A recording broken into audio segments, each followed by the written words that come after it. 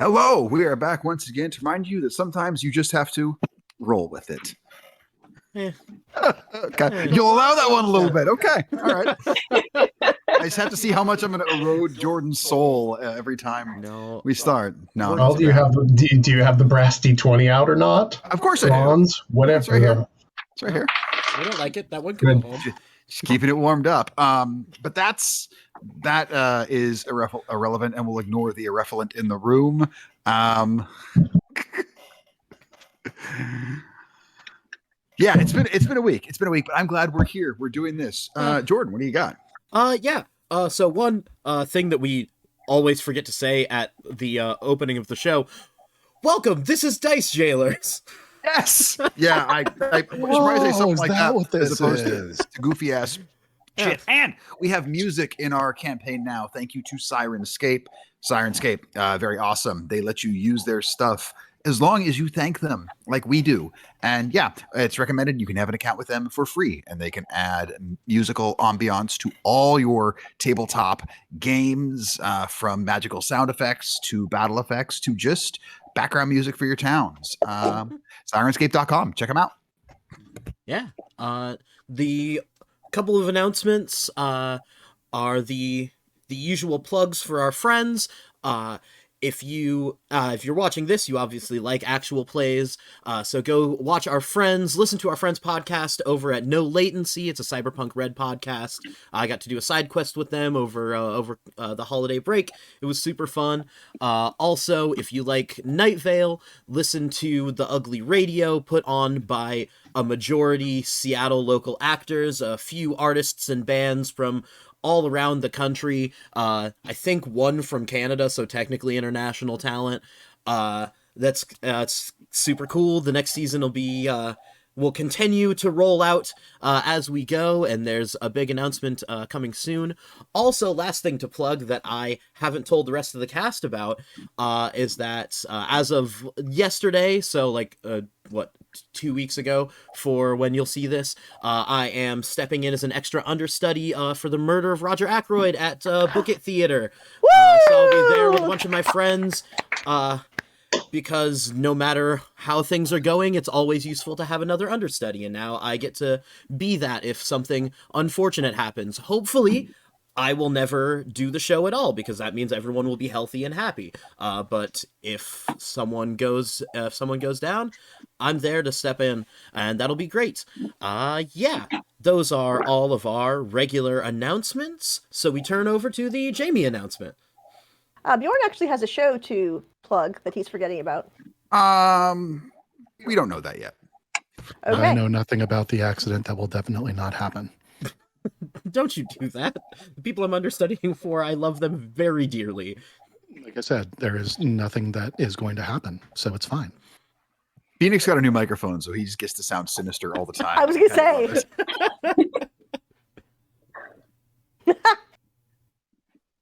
Oh God. Okay. Hi guys. I have forgotten how to do everything. We, believe it or not, feel like you should give us money for this. And if you look, you will see the address at which you can do so. It is ko-fi.com, ko-fi.com/dicejailers, all one word. Yes, thank you. Jordan is doing an excellent showcase showdown model, and I appreciate that.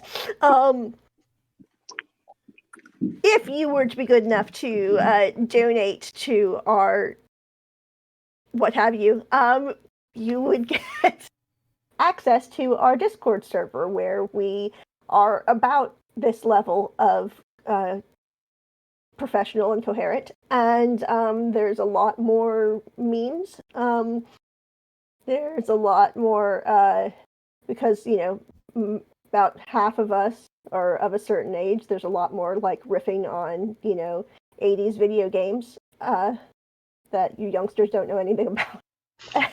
And, blah, blah, blah, Ghostbusters reference. Yeah, kind of. That's, yeah. Well, wow, spoiler alert. But yeah.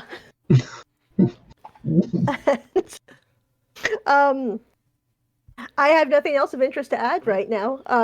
You should probably send us. Oh, I beg your pardon.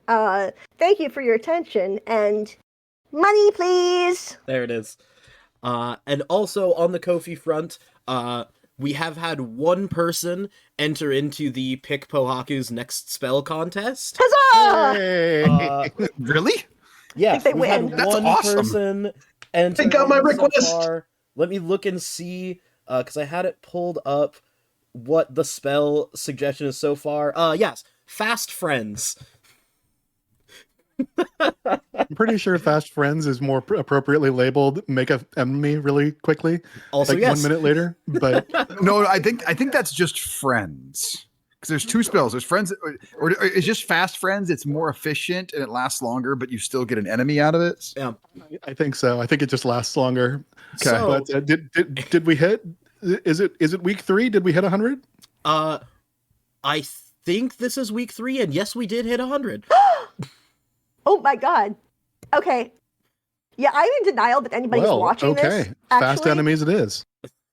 Wow. Well, we've had Wow. we've had one for Fast Friends as your next spell. It was also an anonymous donation, so I have no idea who to thank. But yeah, I have assume no idea who to blame. Thank you. also yes. I assume it was somebody in With this room, With a frankly. spell like that, there's a reason they stayed anonymous because Yeah, it Phoenix was- might either find them himself or send Nathan after them to give them a fucking deadline. I was like, actually, Nate's being I'm real most quiet likely to about cast this. it on Nate. oh, that's a not nice just gonna spell to make give Mannix somebody. pleasant for an hour. Oh, it lasts an hour? Counterspell.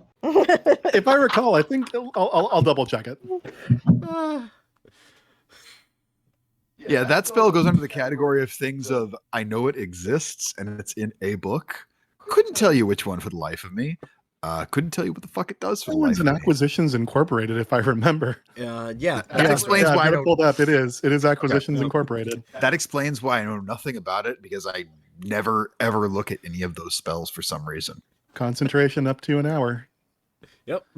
And when the spell ends, the creature knows it was charmed by you. So leave town within an hour.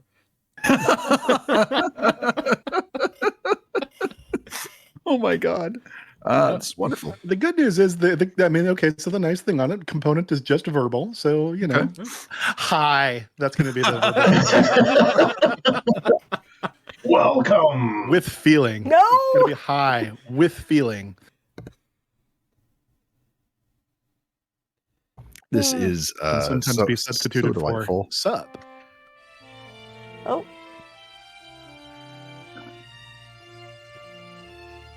That was beautiful, Jordan. Tiny fairies, tiny fairies. I just thought that it was a very friendly sounding track. Oh, Yeah. not so much anymore. Okay, that's enough of that one. So that's enough of that one. All right, thank you. Whew. Sirenscape is amazing when you know how to use it properly. Well-oiled machine. Yeah, Well-boiled icicle. still learning how to use it right. It's great when I use it right, and any Sirenscape issues are operator error and not Sirenscape error. I'm sorry, I'm still over here like in shock and denial that people are apparently watching because that's I the mean, only way I've you got. can see the numbers on all our different stats and stuff. Yeah, I don't Yeah, look because I don't want to know. People, every time I have tuned in during the stream on Twitch on Fridays, there are people there. There aren't people in the chat. I'm guessing. No one they- talks. I assume they're porn bots. Hey, you know what? Sex work Usually is work. one. So, and I support artificial intelligence as well. I, for one, welcome our machine overlords. So those just go hand in hand right there. Speaking of the people watching that watch the show all the time, let's give them a story to watch. Okay.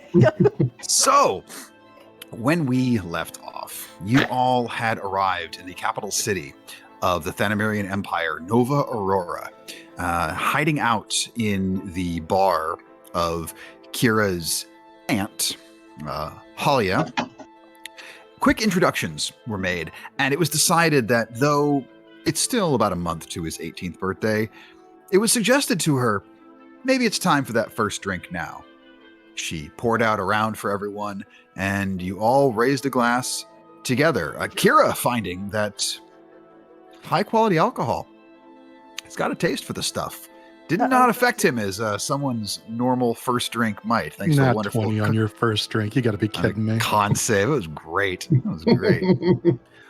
Not long, however, there was a announcement that came across the screens all throughout the capital city. As the Emperor Alistair Thanamir was standing with an individual known as Calixtus Brightreaver, the Arbiter of Eternity and personal executioner and head of the Crown Guard. Said individual that was before these two on their knees said they were going to be executed for crimes against the crown. And this individual who was about to be executed, another Dusk Elf, same race as Olaferus, but did not look terribly similar to him, mentioned the Upright. And moments after that, a fog rolled into the plane of view on this, and some individuals stepped out of it, one of which introducing themselves as Deacon Hollowkeeper, who called forth a flame and incinerated this member of the Upright that was to be executed before stepping back into the fog and disappearing.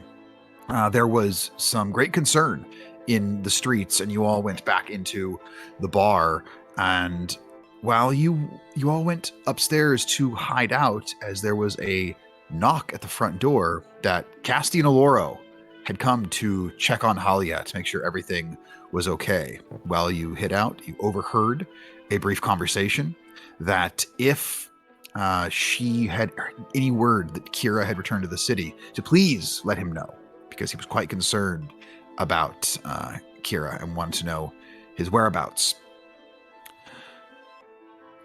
A chat involving her and Swordall and all of you unfolded, where it was decided it was time to both acquire some information and gain some allies. We are here in the capital city. So you have elected to split up.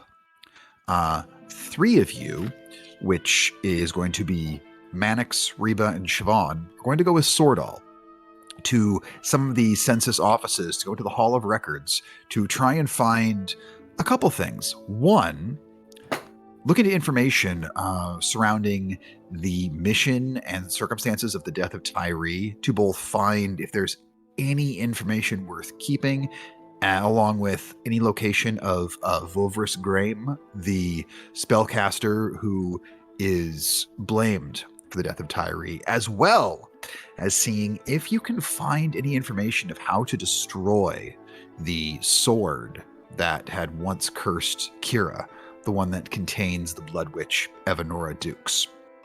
The rest of you are headed along with Halia to meet some former allies of Tyree, members of the denizens of the Penumbra. Before this, Kira was given a gift, something Tyree left behind at the bar for him, a gleaming sword. And Jordan, I have added that to your character sheet. Oh, I don't know if you've... It's pretty awesome.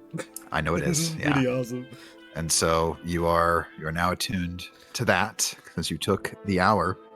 And so as our day begins, you each splitting up, heading in your opposite directions. Who would like to go first? Which group? Or do you have anything you want to discuss with each other before you split up? Well, I know that Garnet had already. I wrote down that she had cast psychic whispers, but can we reconfirm who that was on? If you... Yeah, that was Siobhan, Reba, Pohaku for 4 hours. Okay. And I'm a vote that. Team. I've forgotten the name of the Team Fancy Thieves Guild goes first because I need to go to the bathroom. Sounds great. And Respect. it was let known to you all that the 2 locations you're going to actually aren't terribly far apart here within the city itself. So you don't have to worry about being outside of the psychic whisper range. So, Halia, along with Pohaku, Garnet, and Kira, heading out towards the central palace district of this city. The palace district known as Hope's Gaze, as all buildings reach up into taller and taller spires there until even at the center of this floating city, the Emperor's Palace itself is yet another floating disc above that. The palace continually rotating as it floats, the notion that the gaze of the Empire is always looking over its populace, or those who disapprove of the Empire say the eye of the Empire is always watching. So be careful.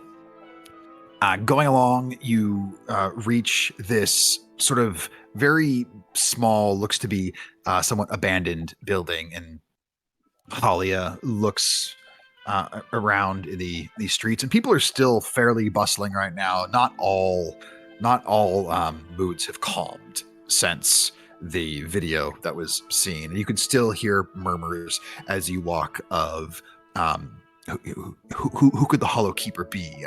What is the upright? What's going on? It'll be fine. The census will take care of it, and the Emperor will keep us safe. The Emperor is weak. He doesn't know what he's doing. You can hear all these conversations going back and forth. And Halia gestures you all into this small building, and then she goes to the back wall of it, slides her hand along. You can hear her counting. That's fine. Yes, Phoenix. Sorry, just a small question on that. Yeah. So we're hearing all of these conversations. Does the majority seem to be the Emperor is weak, the Empire will take care of us? What is the prevailing sentiment? Prevailing sentiment right now is confusion combined with hope. They seem to, more people than not seem to believe this is going to get handled. This is some sort of just lunatic fringe group that they will be found, they will be exterminated, and everything's going to be fine. This basically, you can hear a lot of people saying, whoever this is that did this, by making a public display, that was pretty stupid, because now the crown has to do something about it. So you're finding most people are pretty well believing that this will get taken care of, but they're still a little shaken by what they witnessed. Like, whether or not they believe it'll be taken, they still watched somebody get burned alive as a martyr. Cool, thank you. Of course. Yeah, Tanya. Can I, as we're moving about, just make sure we're not being followed or Make anyone a taking particular interest? perception check. Oh boy.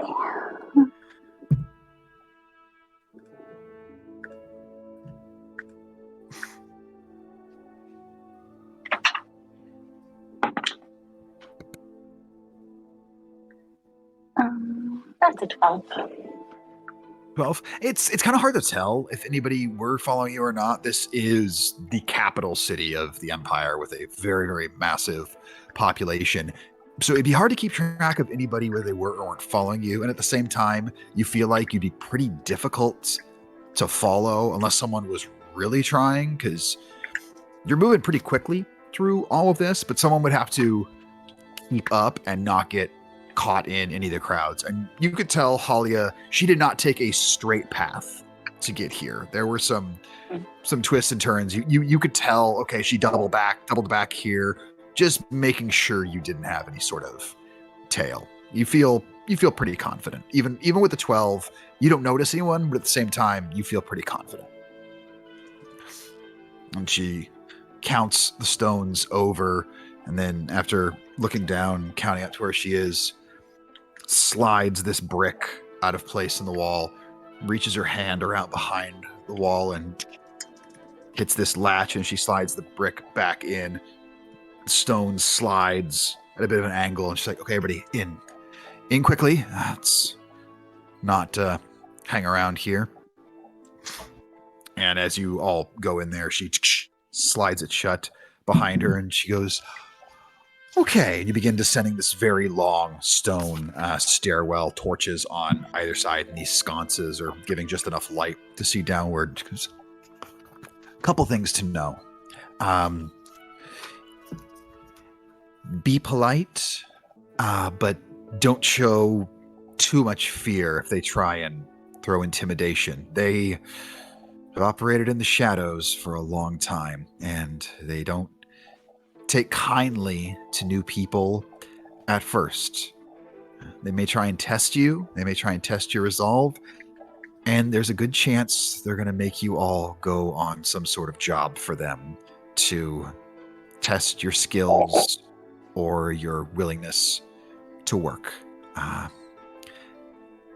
They may ask me to stay out of some conversation, so if I don't say anything, don't be offended. I can promise you these are good people. I trust them. Tyree trusted them. And I truly believe if anybody's going to get to the bottom of whatever the fuck that Hollow Keeper or anything was or is or what happened, I think the denizens are going to be our actual best shot. And the stairway stops at the bottom. You can see this the stone door. There's no handle or anything on your side of it. And she gets ready to knock on it. She looks at her knuckles. She's like, yeah, I don't think so. And she takes a dagger off of the belt and just with the back end of it, tap, tap, tap, tap.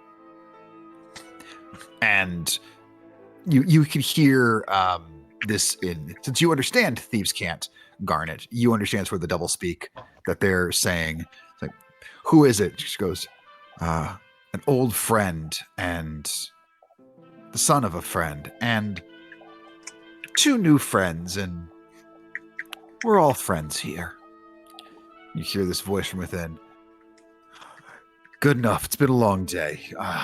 Slides it open, and you see this massive female Goliath form, and she's staring down at you all. Oh.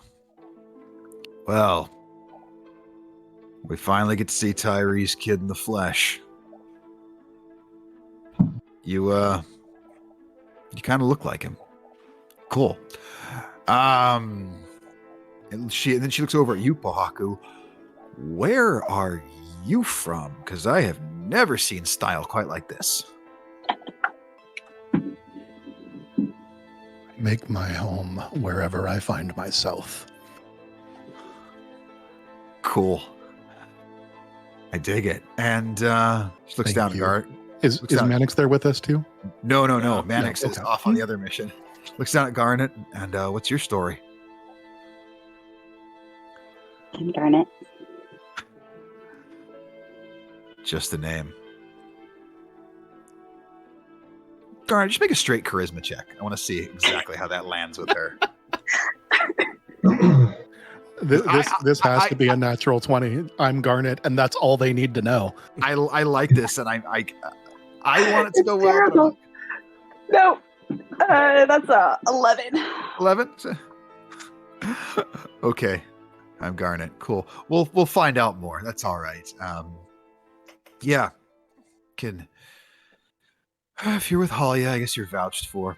Come on in, and well, let's face it. If any of you guys try anything stupid, I mean, we'll just fucking kill you. So, yeah, good times. Garnet, will Thieves Can't kind of on her thigh? Yeah, you'd like to try. And you watch her stop. She looks down at you. Okay. Cool.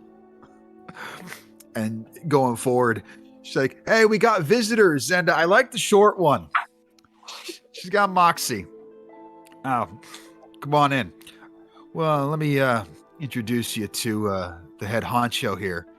And stepping into this, you're kind of being led into this large room, various furniture strewn about. You can see some folks in here. They kind of glance in your direction, going back to what they're doing.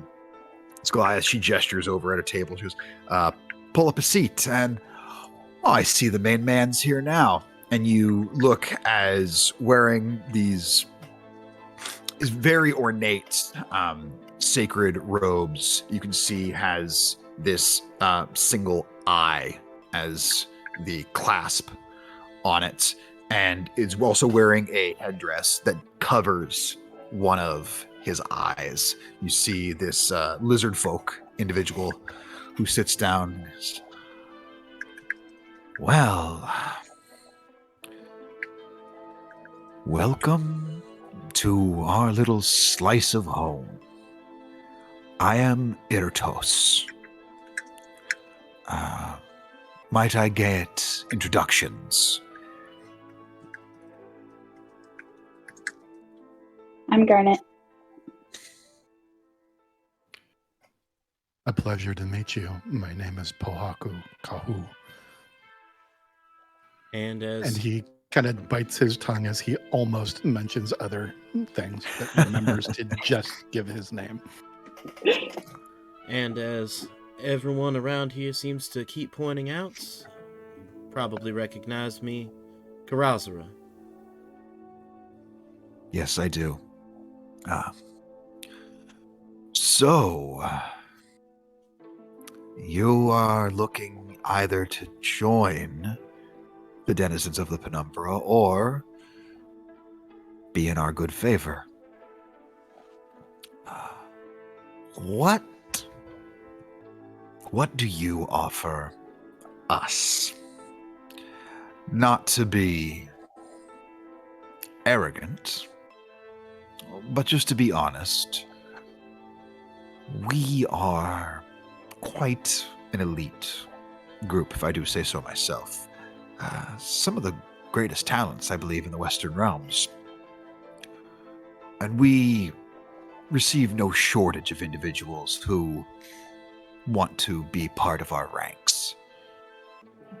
So I'm curious, what is it you offer us, and what do you want from us? Well, for a few years, you've needed to replace my father. And I need help figuring out everything I can about his passing. His loss was quite the blow to us. He was a man who walked in two worlds, the official and the unofficial. No offense intended, kid, but you don't look like you're a complete replacement to me right now. Pohaku is going to step forward a little bit and he's not interposing himself between Kira, but he is kind of making a movement to get slightly closer to Kira. And he just looks over to Irtos. I have no interest or inclination of the denizens of the Penumbra. I'm here because he is my friend. He is a good man. Now, can you help him, or are we wasting our time with you? Make an intimidation check. Can I smirk and give the help action? No. Damn. Fine.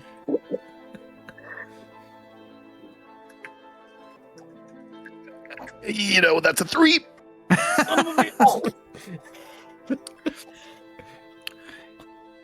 He stares over at you.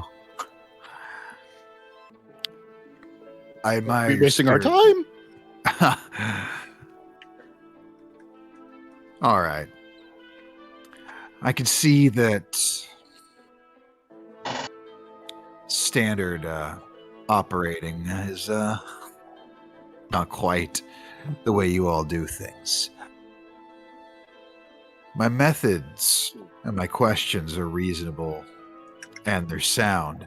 And you, tough guy, he says, looking at you, Pohaku, I have no doubt where you come from.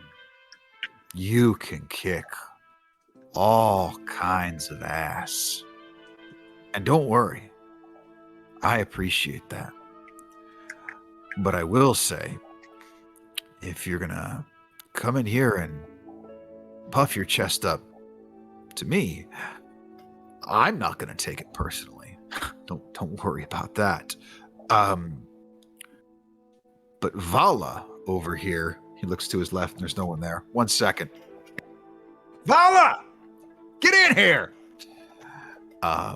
Vala over there, and then to a passageway that leads off to his left, you see is just this hulking mass of muscle of a woman, like Gwendolyn Christie on steroids kind of thing. Like she makes Brianna Tarth look like a lightweight, and she's just got this. Tell me more. She's got this massive sword strapped across her back. She's standing at about 6'6", and just very simple tunic and leather pants. You could see various like scars on her body from where she's clearly been in battle. Just this huge one right across her face, barely under her right eye, and her hair back in this very long, dirty blonde braid, both sides of her head shaved, where you can see she has twin raven tattoos on either side of her head. Just, as I'm saying, Vala here might take it personally.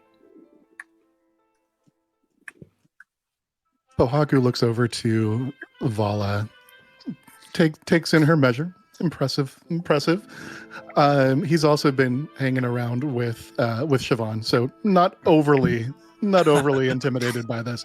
No. But as he kind of looks over, he glances and catches Halia's, kind of sees Halia out of the corner of his eye and remembers he was told to be polite.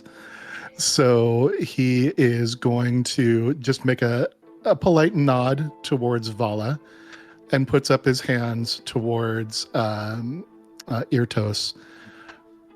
I mean no disrespect, other than this is my friend. He is looking for your help, and we would all appreciate it if you could aid him. Well, I kind of suppose that's all up to you. See... Great, then you will aid him. Not that easy, but I like your spirit. Oh, it's just you said. Never mind. Yeah, They understand, Pohaku. Yeah, you're a literal one, aren't you? He very direct and to the point, and that's what we love about him. It's all right. I like that. Here's the thing: we don't do anything for free. Now, I'm not saying you have to pay us, because if we need coin, we can obtain it one way or the other. That's not a problem. But what we sometimes need is a little help. Tell you what, Kira, you want to take the first steps as a member of the Denizens? Absolutely. Are you sure about this?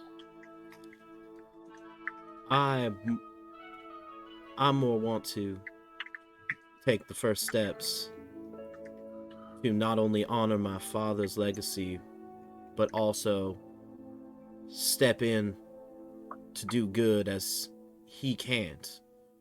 But the person who actually wants to be a part of you because they admire you for your group, well, that's Garnet. Being honest, she's got even more to offer than I do. Okay. 2 for the price of 1. It's tempting. So, Garnet, what do you do? A little bit of everything. Cool. Whatever's needed. Even better. I'm gonna guess, seeing how I don't see any toys on you for being much of a spellcaster, and I don't see any big, heavy, fancy weapons like Vala over here. So something tells me you've got some sort of precise skill. You look nimble. Garnet just looks down at herself. What gave it away? I'm 3.5 feet tall.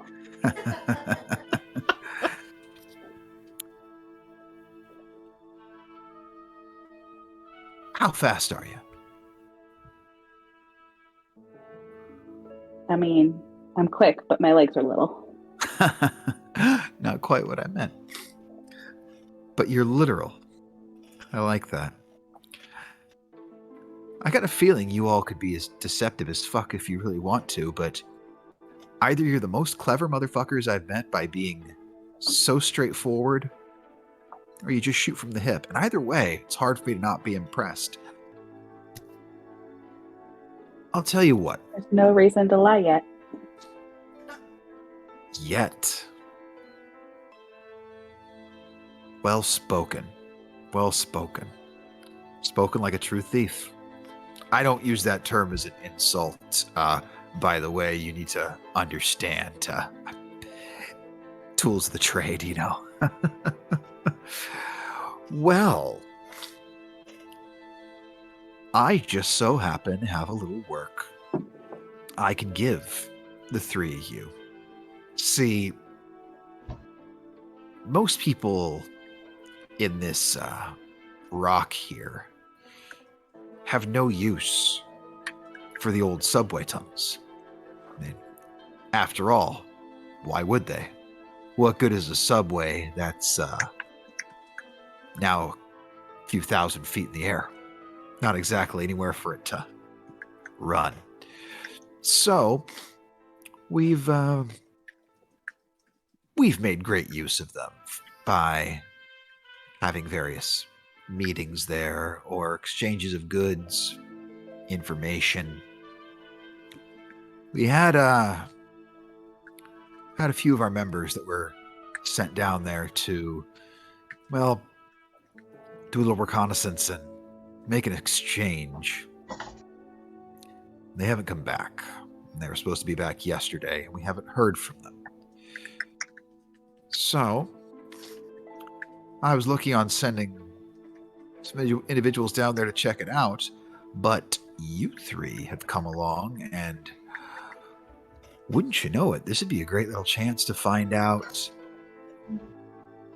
are you in our best interest? Or do you operate in our best interest, I should say? If you're in, be happy to give you the information you would need to find where this is. Go down there, find out what you can find out. Don't let anything happen to you. And come on back with that information. Sound fair? Sounds very doable by us.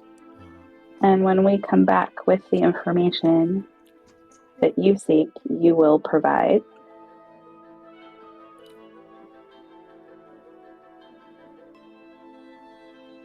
You come back, I will provide a honorary,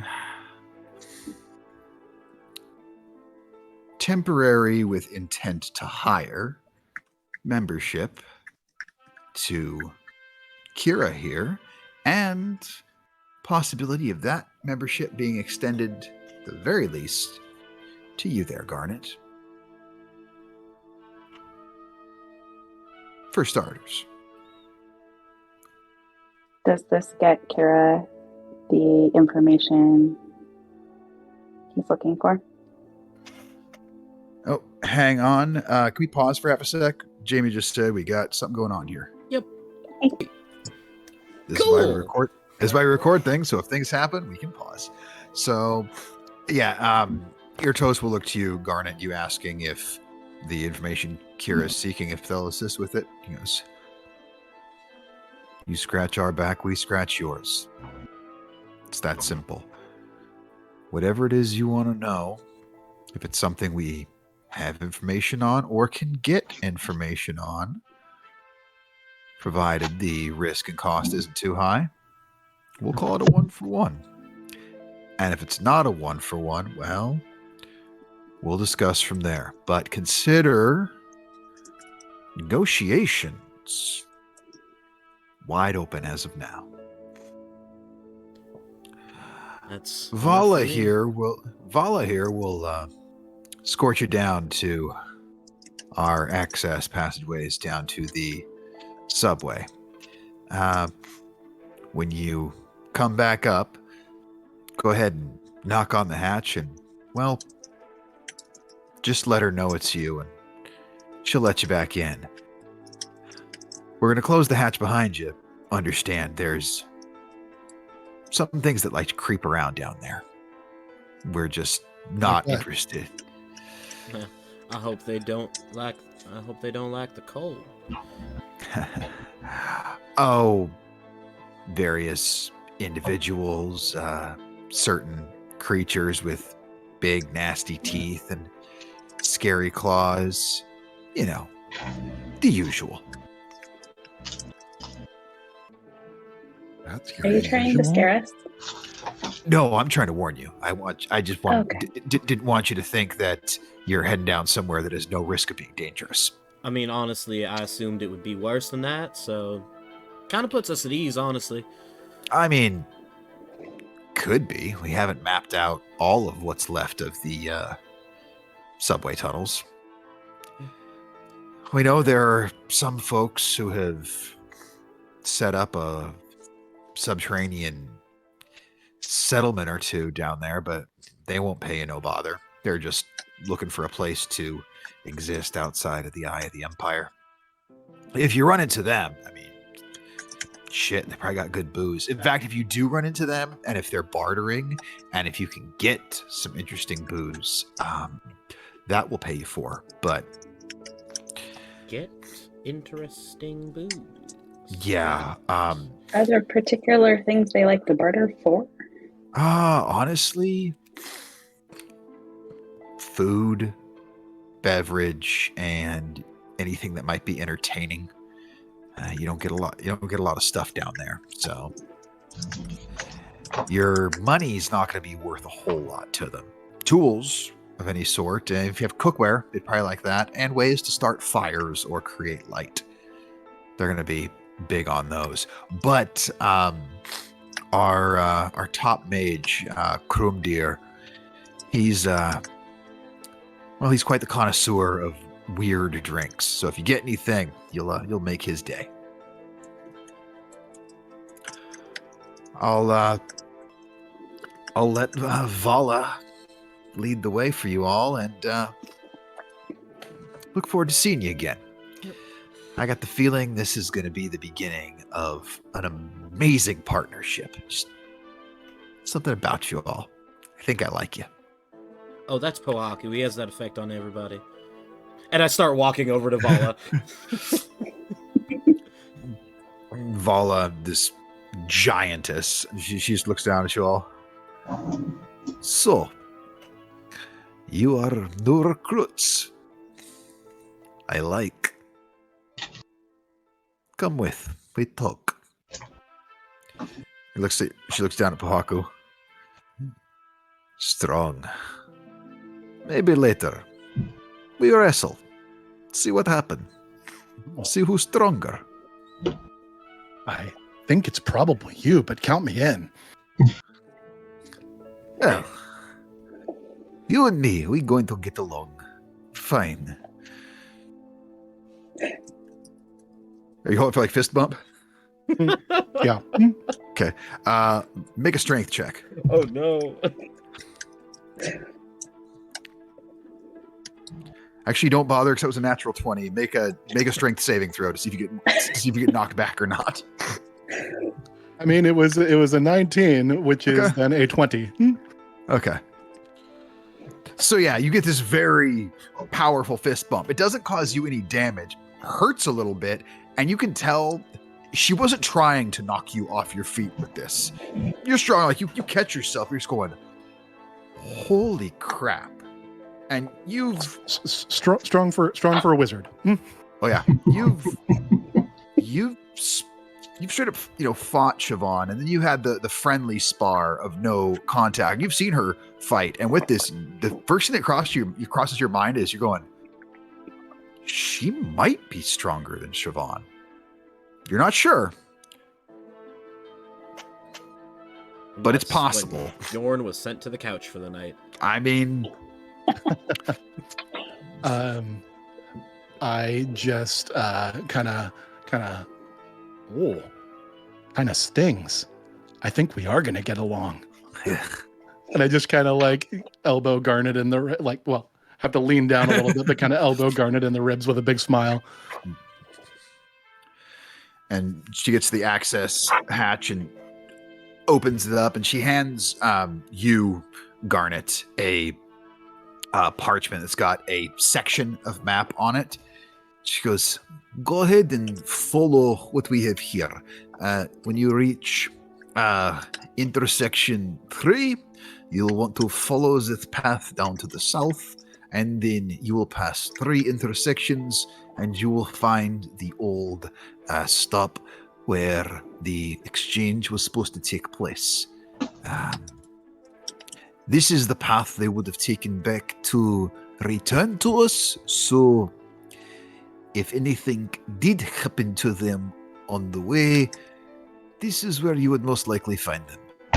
If you go all the way there, you'll find nothing. Come back same way. Let us know. You'll find nothing. If that is the case, Irtos will probably want to use some of his holy magic to make sure you're not lying. No, don't take personal. It's just people come back, say, we found nothing. We got to make sure they actually not find nothing. Otherwise, makes it a little too easy, no?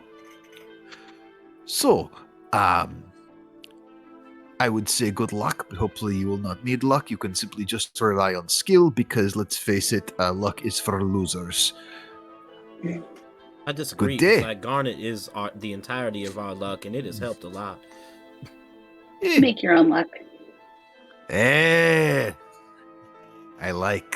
Exactly. If you make own luck, then it's not bullshit luck. It's actually things you do for self, and is worth something.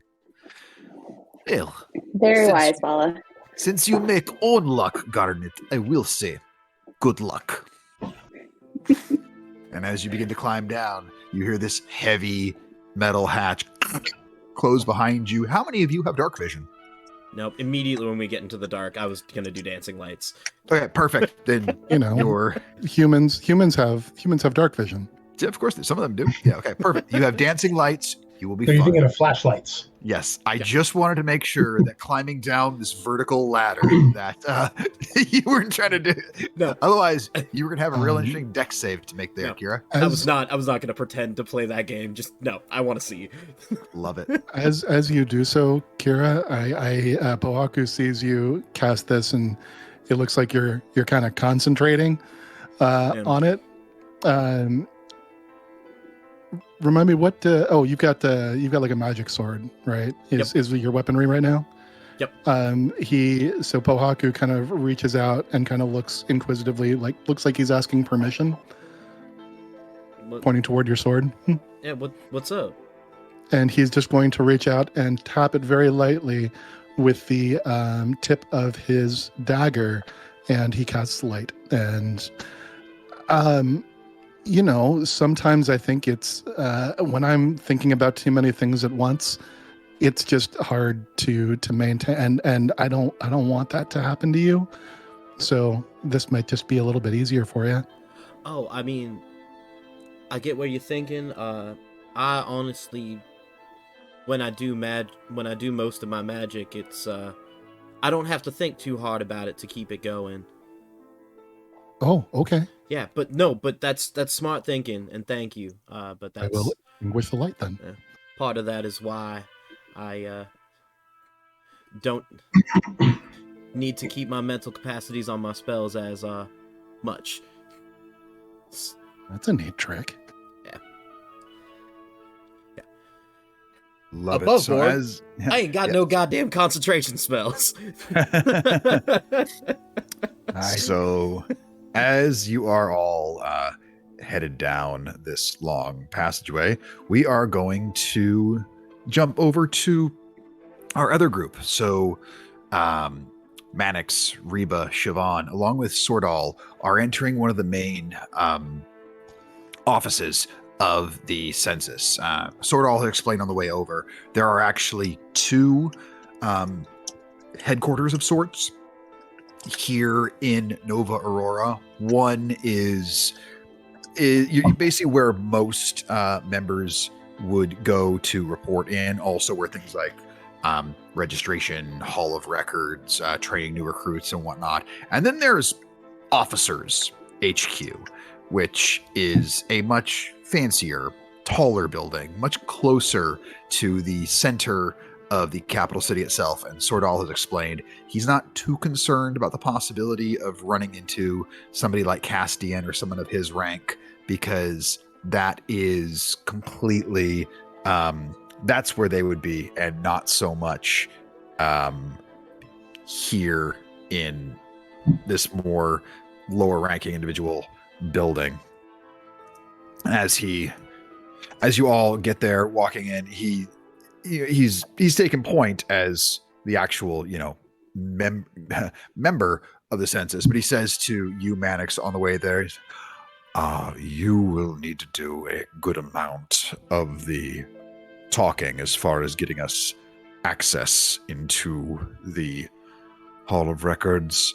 It may draw a bit of suspicion if I am asking too much. So do your best not to piss them off too much, because I don't want to get thrown out. I can only make that promise on the best of days. Well, here's hoping it's a good day. As you enter behind this reception desk, you see there's a bugbear wearing simple uniform of the census. He looks up to you all. Good day. What can I do? Sordal, good seeing you again, sir. And he gives a simple salute to him. How may I be of assistance? Yes, we need to see the records, please. Please, just... I don't know that no one can just bring like all the records. They're in a big sub basement. You understand? We have years and years and decades of them. And who are you? I understand what the records are. What I don't understand is why I'm being brought to them currently. Well, first, I don't know who you are, so that's kind of a problem. Sordal. This is Lord Mannix Soul of the House Soul of the Family Soul, nobility of the Thanomirian Empire, and resident of Nova Aurora. That's plenty, my good man. Please bring us to where we are asking. Make a persuasion check.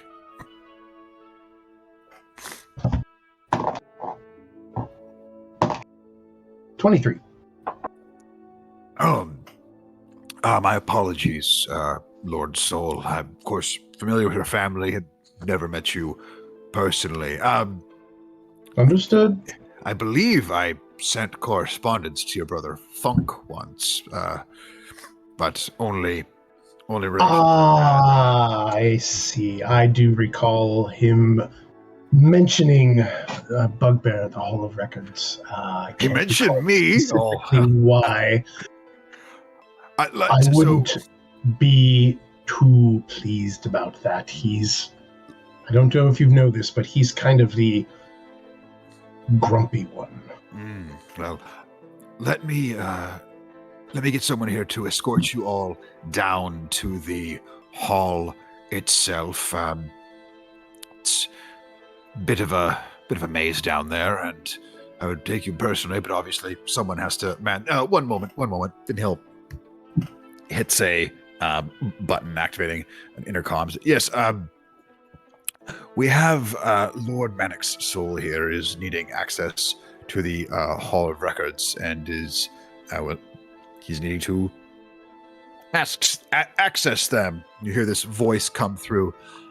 And what is he looking to access within them? Where within the hall is he looking to go? I didn't ask. I figured whoever sent him down there could, kind of handle that because, yes, just one moment. I'll be right there. Okay, he looks up to you. He'll be right here. And mere moments later, this extremely well-dressed goblin male walks in, looks up. You clearly Lord Manic Soul. I am Arik, and it will be. Well, follow me as we head down to the sub-basement, and I assume I know Sordal, and he looks to Reba and Siobhan, which strangely, this is kind of the first time you two have been acknowledged, despite the fact that you're quite significant in your stature. Yes, and has he assisted either of you yet, or what exactly are you here for? I would make sure you take the utmost of care when addressing the ladies. Siobhan in Reba's head is going to say, you better do the fucking talking. My accent very quickly indicates I'm not from here. Great. We're with Master Soul. Oh. Never travels anywhere without physical protection. Quite wise, I suppose. Oh, yes, follow this way. And takes you down. Good. And then Siobhan in Reba's head. Oh, you alright? That was dead gross. Yeah, no, it's not it's not like my favorite thing. Ugh. But you gotta do what you gotta do, bro. Ugh.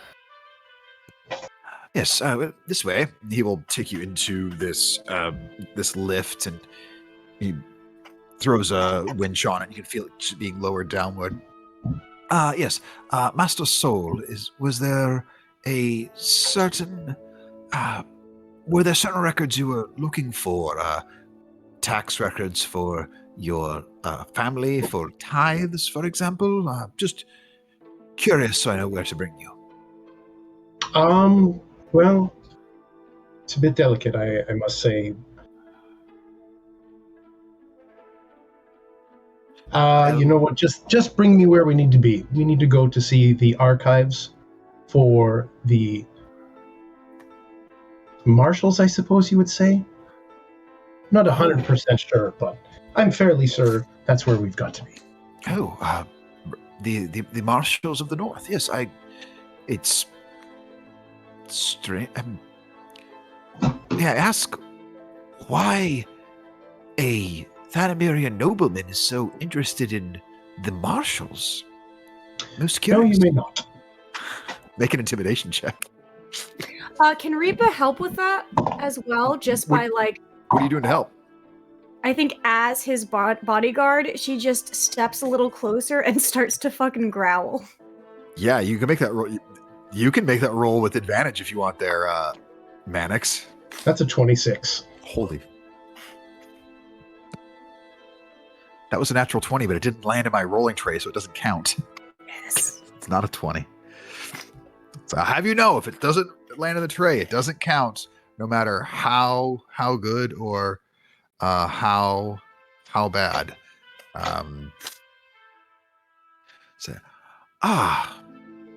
Well, in that case, I suppose, Sordal, you know your way around. You could show Lord Soul exactly where he needs to be.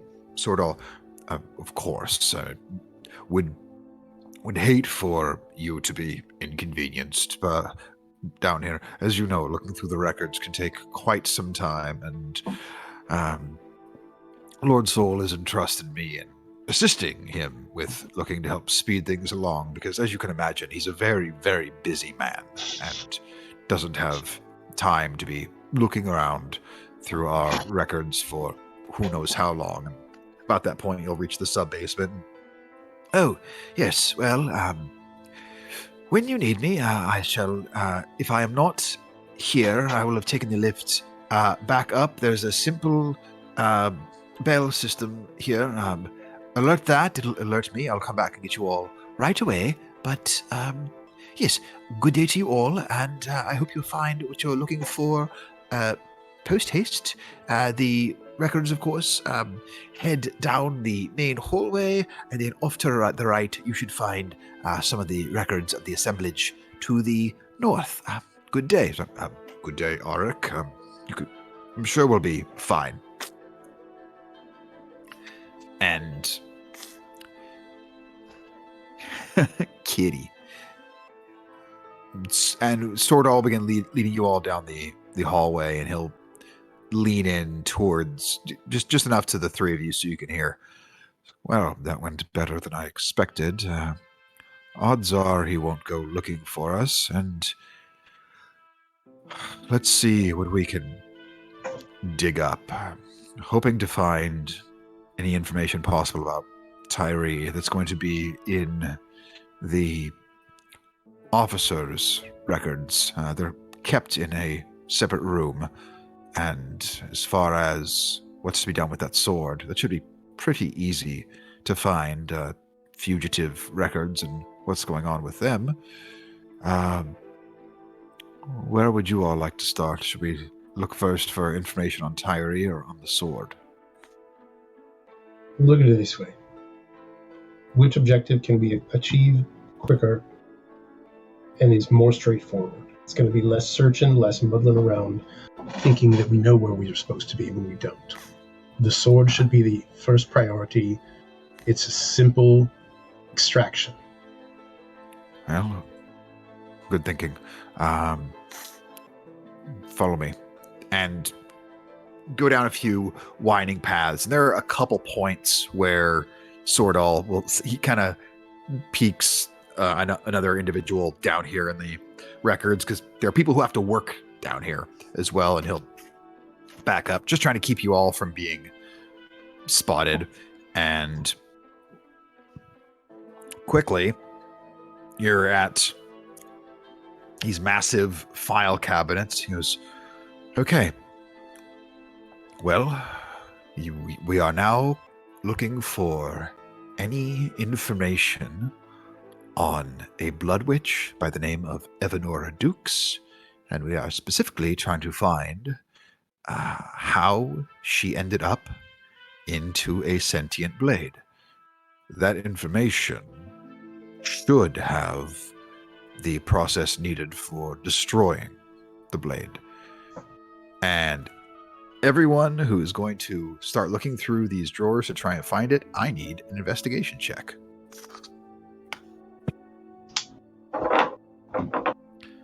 Yeah, I'm super good at those. Yeah, me too. That's I'm not super good at those. Yes, it is a 3. 3? All right. How would you get there, Mannix? I got better than that, but not significantly, because I got Still, a 7. All right. Is Siobhan looking as brag well? about it, why don't you? I tried not to. Is Siobhan looking as well? You're muted. Yeah, sorry. Siobhan actually she'll help, but she actually wants to see if she can find anything about the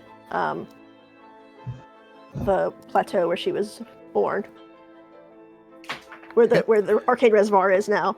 Right. Make. Yeah, I rolled a nat 20. Okay, so Siobhan, That's who's rubbing it in. You see them, with where they're looking, and so what do you do to sort of start looking in a separate spot? What does this look like? Because I'm assuming that they're looking through like a card catalog. But so yeah, these are just very massive, ornate filing cabinets. You can see how a lot of it's broken up by subject. This is basically a subject on known fugitives. You can see ones that are on captured, deceased fugitives. You can see Thanamirian history, known arcana. You can a lot of personnel records, tons of personnel records. Okay, so they're all looking in this one place. I'm gonna poke through the, I guess, to go over to the next filing cabinet, basically, and I'm poking around, looking more. Again, I'm imagining old school card catalogs that I missed, and so I'm pulling out the little drawer and flipping through the cards. But I'm like, I'm just in my because I'm not speaking out loud if I could help it, and so I'm just gonna in Reba's head be like, right, so I'm gonna go check this card catalog, see if I can find anything different. And so, looking through it, you're going along, and you find an entry that piques your interest, where it lists just it's two entries specifically. One says discovery of the reservoir. The other says obtaining the reservoir. And you see the discovery is dated earlier than the obtaining. How much of a difference? A couple of years. I'm more interested in looking at the obtaining portion. Okay. So you're doing your best to follow this info you found on this card, try and find the actual files that go with it. With the nat 20, it takes you a minute to, and you're able to. And looking through, you pull out this file that it has the date that it was, quote, obtained on, and then opening through this file, as you start looking through, huge sections of it are just blacked out, redacted, and information is absolutely minimal in this. You find mentions of the plateau. You find mentions of them knowing this reservoir's there somewhere. You find encountered resistance, but it doesn't say to what at all. Again, like massive sections are like blacked out and redacted. This is like World War II letters to internment camps level of shit. And you see, at no point do you see the name Hollowkeeper in there, but you do see Deacon mentioned twice. It's very difficult to tie together a complete through line from it, but what you are able to unquestionably ascertain is whatever the truth is, someone or someone's wanted to make damn sure it was covered up as much as possible. So that's the obtaining reservoir. I just want to make. Can I also look at the one that was discovering reservoir? Did I look at them both, or? Yeah, and finding that one, it's a much shorter entry where they're,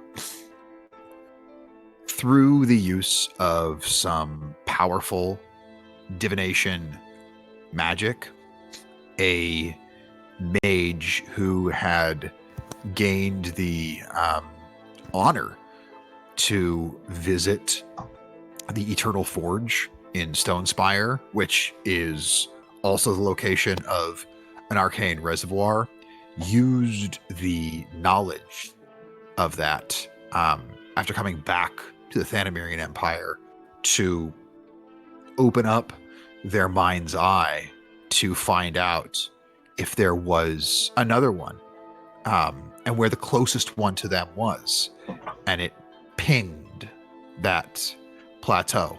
And that information was then given to the census, and that was carried up to the crown. And that's all the information it really has. So you said, I just want to make note of the date. Like it was, so the discovery was several years before the obtaining. It was about 2 years. 2 years. Okay. Thank you.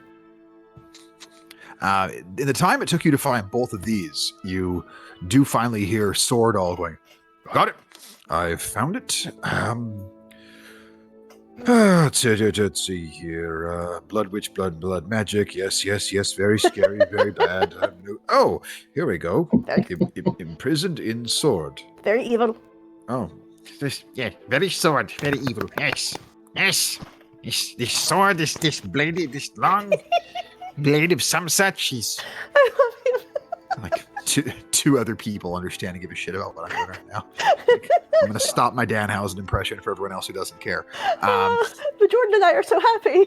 Good, yes, as it should be. And he puts it back in the filing cabinet, close it. He goes, "Well, apparently all we need to do is take the sword and have a coven of hags brew it down into a tincture. So, I don't really know what to do with that information, but on to the next, I suppose." What does the tincture do? I have no idea. We'll have to ask the hags.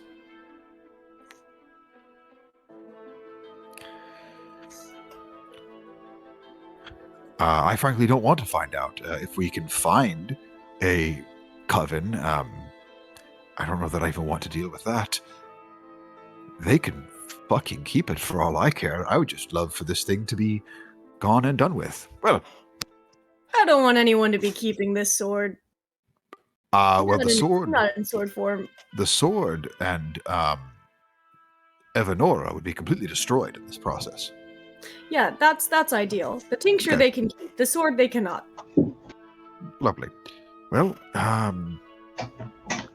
let us let's see what else we can find here. If there's any other information we can get on what happened on that mission where Tyree was lost. And Reba, with your passive perception, as you're heading down a hallway, you could hear off to your left. It sounds like you ran with a pretty rough group. You guys maybe broke into a couple buildings, stole everything you could as quickly as possible. So you know what a room being completely turned down sounds like. And that's sure as shit what you feel like you hear. I go towards the noise.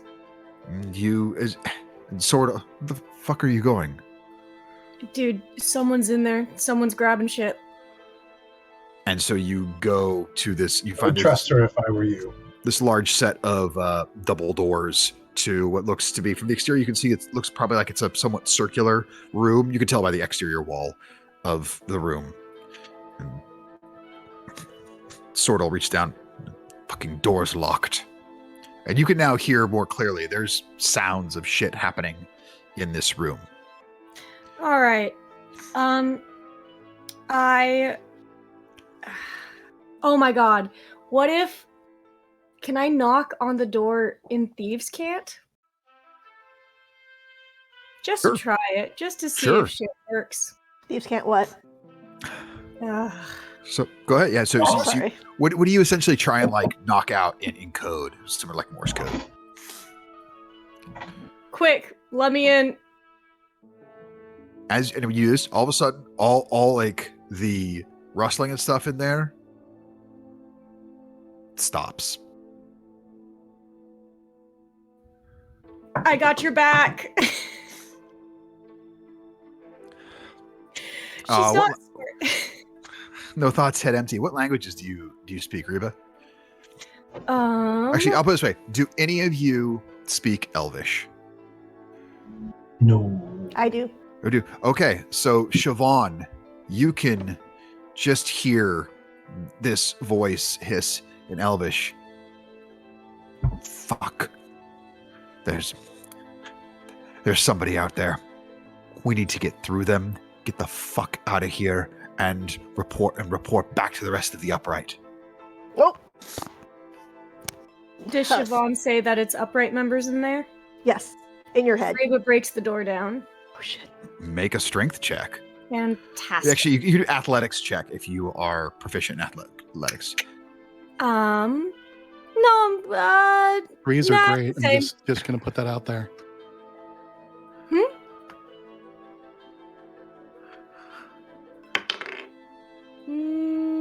14. 14. You boom, slam your boot into it, and the door shakes on its hinges a little bit. Doesn't bust in. Not with a 14. In your head. The fuck are you doing? If they're members of the upright, I mean, stopping them is only gonna make us look good, and I want to know why they're here. And I yell out, "Stop! In the name of the House of Soul!" Mannix looks God, at help you. me with this door! You're beefy! The good God. Hi. Got an Your intelligence. bodyguards! she's This is what doing. bodyguards do, right? Seems to be you're inviting harm upon this body instead of guarding it. Yes.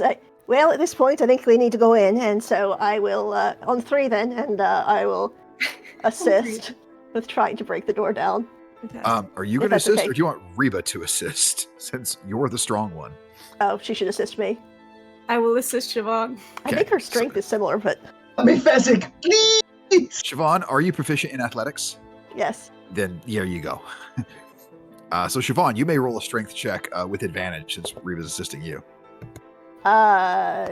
Just 26. Oh yeah, that'll absolutely work. In fact, if you all wanna pop onto roll 20, I can show you guys Boy. what you see in that room. The party is incredibly split right now for us to be doing roll 20 stuff. No, it's I fine. have It's no, fine. It'll be fine. I have For no me to- idea what you're talking about. I like how you're the one who tried to break down the door, and now you're like, oh, was that a bad idea? Casey has brain. Reba is not. I'm an incredibly faithful role player. Right. I think that's the best thing Reba's ever done. I mean, it's fantastic. It's up there. You think One that, or thing Bahaku that thinks that? The presence of mind is to not try to cast a spell right now because there's some rules around spells in this land. Sure are. There are lots of rules, and it all depends on if you remember them and if you know what they are. Casey might Because not. Reaper probably would. Too bad.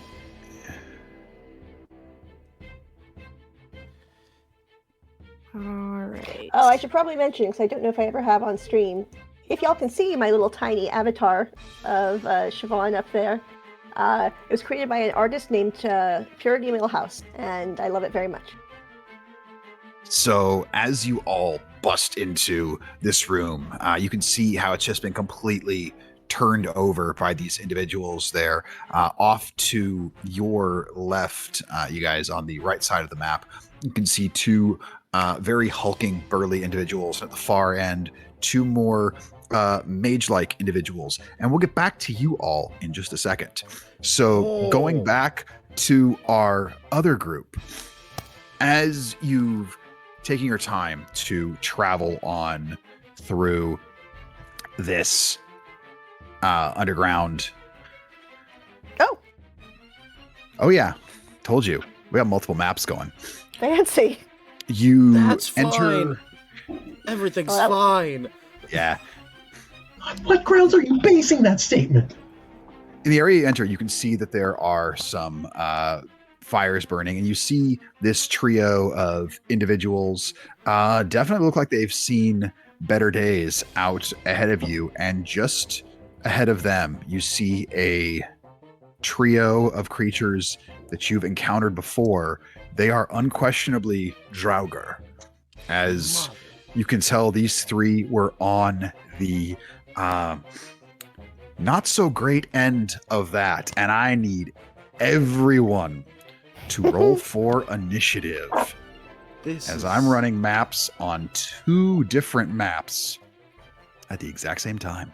Jordan, if you were just about to say Garnet, this is you got fine, that D8 it is not fine. Oh, buddy. Alrighty. Oh, that was one of the few instances where it went from a high number and almost got there and then got to a low number, and I'm real happy about it. Alrighty. Kira, what did you get? I got a 9. You got a 9. All right. 9. Garnet, what did you get? 27. Holy crap. That's a lot. I had the extra D8 from That's great. my friend over there. Bahaka, what'd you get? Not 2024. Ooh, okay. Love it, Nat love it, 20 love it. is still lower than Garnet. Alrighty, so She's got... very quick. she is. Siobhan Finnegan, what'd you get? 22. 22. Reba, what'd you get? A respectable 17. 17. That is very respectable. And Manic Soul, last but certainly not least, what did you get? A disrespectable 7. 7. Okay. Someone had to get the single digit. Absolutely. Someone's always got to. Oh. So, Speaking of the single digit, I read my die wrong. It's 12, not 9. It's 12. That actually will not change initiative order at all. So, You know how there's that But it little- did leave me to be the sole single digit. You know how there's that of- little line under the 6 or the 9 that tells you which one's which? Yeah. So, for all of these, Garnet, you are up first. You can see there are 3 Draugr here in the distance, in front of these 3 very wounded individuals. You're up. What do you want to do? These wounded individuals are still alive? They are still alive. You Are have they no idea. actively fighting? They are all in prone positions. They're trying to hold either blades or like crossbows in some sort of defensive position, but they don't look like they've got much left in them. Okay. Okay. I'm going to send a quick Sorry, message. I have a quick question here, just in terms of positioning. We had mentioned in the chat, Garnet was trying to head forward. I was going to split the difference, and I think Kira was going to take the lag back. behind a bit with the light. Love it. I would say go ahead and reposition yourselves within 10 to 15 feet in a way that makes sense. Okay. I trust you guys for player agency to be able to be in the way that you would have positioned yourselves. Could probably be something like that then, yeah. Love it. So, Garnet, you are up. What you got? So, sending a quick message over to Reba and just saying, hey, met our new friends, got sent into the subway, and hey, found your favorite 3 additional Draugr. So, might be occupied for a little bit. Fuck Draugr. We've got upright here too. Fuck. Garnet will try to go. Let's see, how far away are we? Okay. She's gonna move up 5 feet and throw a dagger psychically at this first one here. Love it. Make an attack roll for me, please. Okay. That is a 21 to hit. That absolutely hits, as their armor class is Bupkis. And will you just give me a little pre-battle stealth check there, Garnet? I want to find out if this is I'd love to. 21. Well, you beat my natural one, so this is absolutely a sneak attack, as these Draugr clearly weren't looking for any individuals to come down to interfere with them and what they're threatening at the moment. Lovely. Well, thank you, DM. Of course. I rolled 4 2s. Oh, well, better than 4 1s. Plus 4 is 12. 12 points of psychic damage. This Draugr, your psychic dagger comes out, hitting it, and then it's looking down at the individual closest to it, and it then turns its gaze up towards you. I've got 20 more feet of movement. I'm gonna. Yes, you do. Is this a thing I can hide in or under? You can absolutely try and hide under / behind it. It's basically like a double-sided bench that you would imagine people in old-timey spy movies passing secret code to each other while sitting back to back. Amazing. That wasn't so good. That was a 13. I can add a d8 to it. You feel like you probably want to add a d8 to that. Yeah. Oh, not so good. What did I say? 13 for 17. 17? Okay. Let's see here. You feel pretty good. You feel pretty hidden. These things don't seem like they're the brightest creatures around. All right. Very, very nice. So after that concludes your turn, that is going to bring us to Pohaku Kahu, Champion Esquire.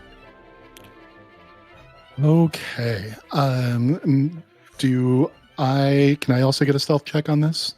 Absolutely, you may. Actually, I would say this. I rolled a natural 1 on my damn perception check for them. So you all three of you were stealthy coming in. Perfect. Thank you. Okay. So yeah, he is following behind Garnet, going to first of all, he just starts charging forward, seeing the injured people there, seeing the Draugr up ahead, and he kind of just starts jogging forward, and then kind of dives into like a forward roll, coming up in Blade Song. And as he dives, he is casting not Fireball, but Earthen Spears. And I need all of them to make dex saves. Dexterity saving throw. That's not good enough. Okay, that one. What's your DC? Just 13. 13? Okay, so the closest one does not save, but the other two absolutely do. Okay.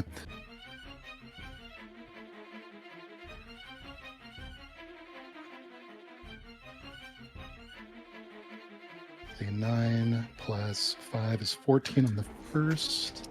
And then so that's 15, 20, 26, 27 points for those that failed.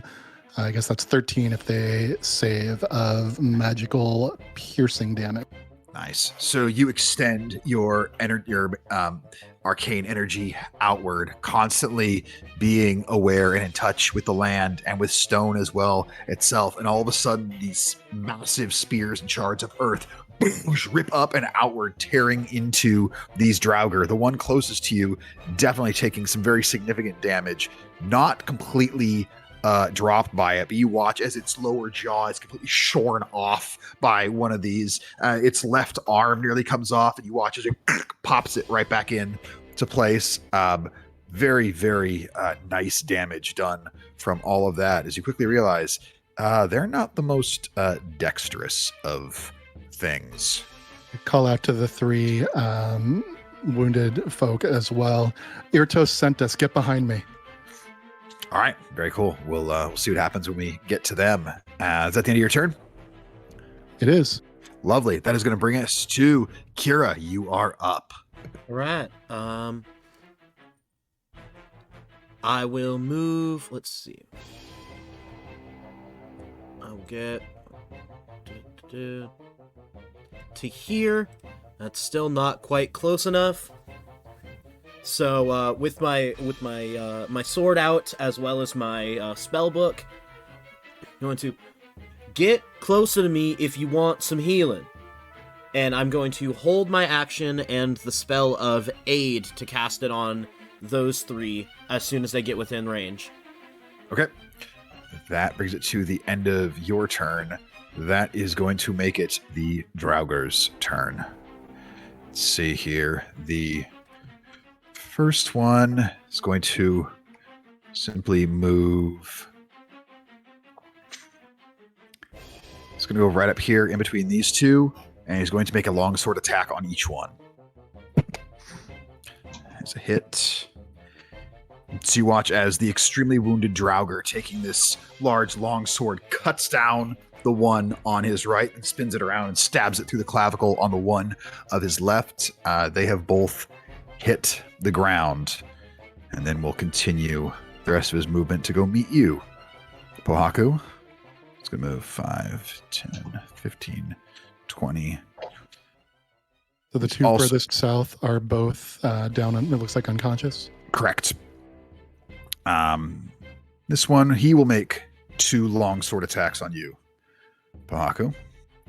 The first one is that's a 23 to hit.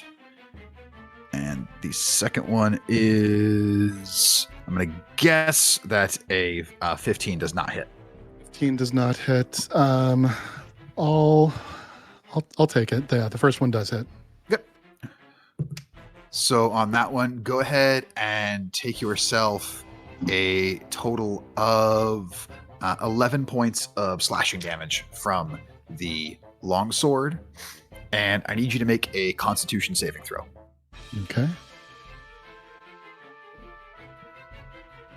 Constitution saving throw 17.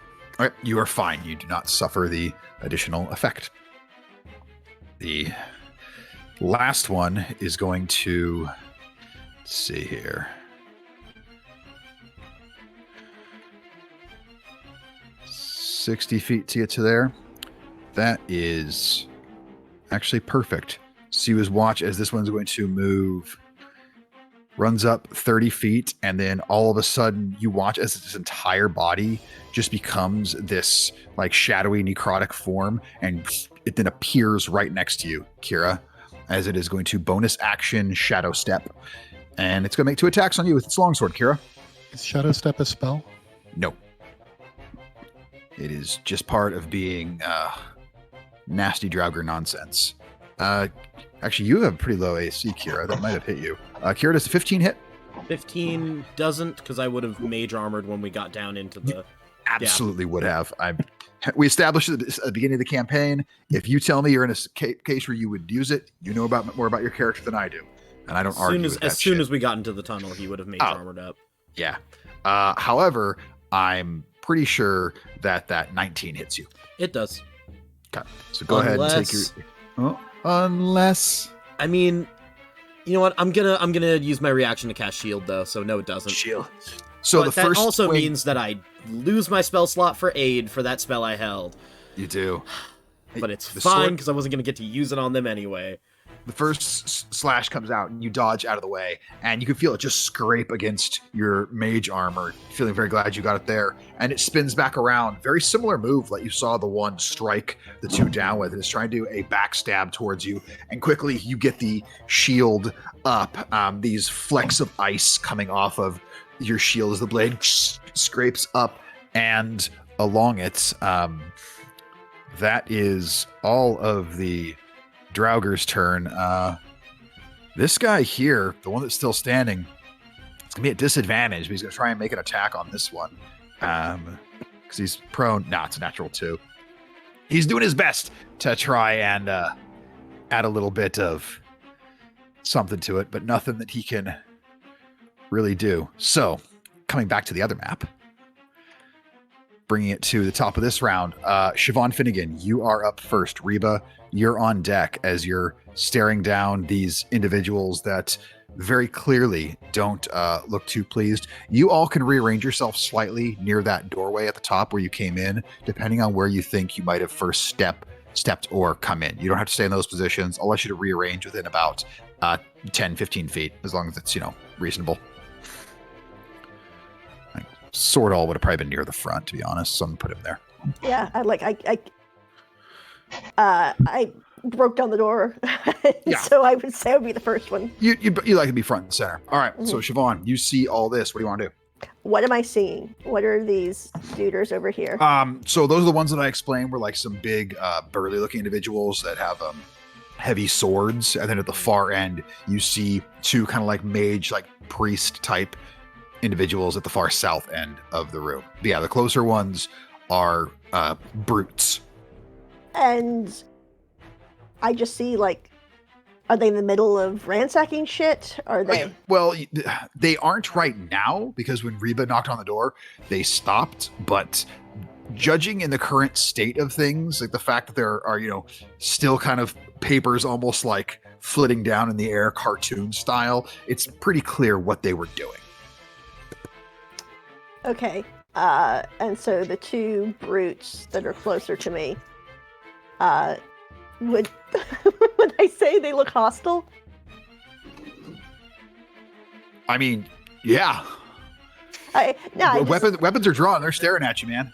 Okay, weapons are drawn. That's what I needed to know. Yep. So like, all right. I rage, first of all. You're too damn right. And and I'm sorry, this is a dumb line, but I'm gonna say it anyway. I say, you need to keep quiet in the library. And I'm gonna give yourself inspiration. Yay! I'm a nerd. Okay, I'm going to swing on this one that I ran up to. Make an attack roll, please. Okay. That's 21 to hit.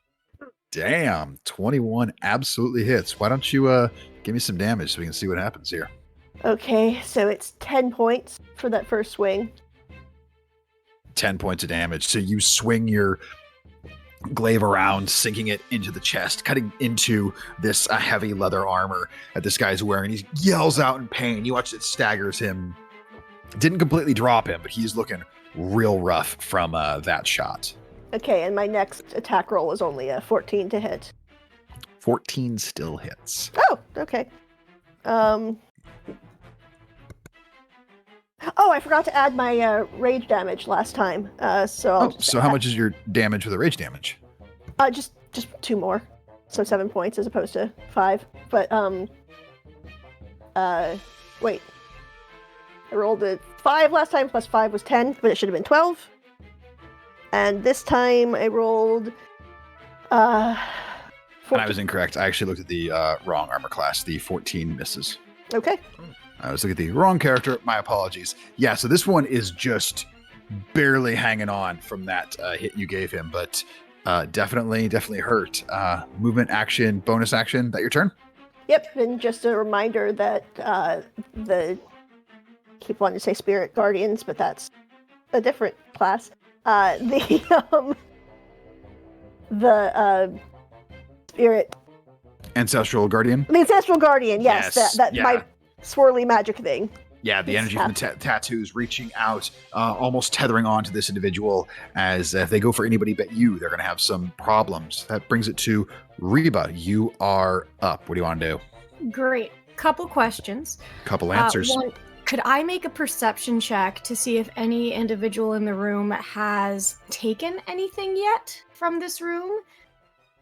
I mean, glancing about, you can see that some of them have like bags or satchels on them. You can see some, a couple loose papers on it. You can't really tell if they took anything specifically from here, or if this was just shit they're carrying. Are they carrying anything that seems especially protected, especially important? Not that you can really tell. Like, they had a bit of a moment to get ready for you all coming in. So if they did, they probably would have stowed that away a bit. Okay, good to know. And then question number 2 is, yes. Is there anyone not in our group who is able to witness any of this? Like, are we... How dangerously close are we to just fully outing ourselves? If I cast a spell, would that bring questions, that sort of thing? You have no idea. Great. Okay.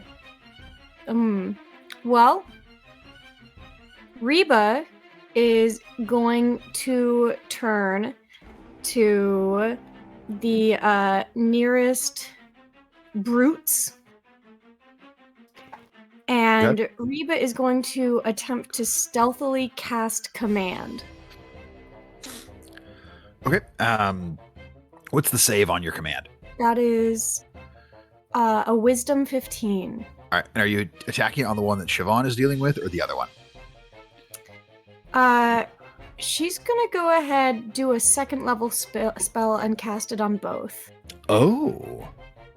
Okay, so you said wisdom 15 on these guys? Yeah. Okay. So it's a natural 1 and a natural 5. So they will both fail. I believe command is a single word.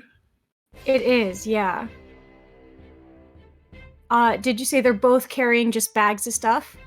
I mean, each one has like a Indiana Jones style like shoulder bag, and they're each carrying a big ass sword. Okay, great.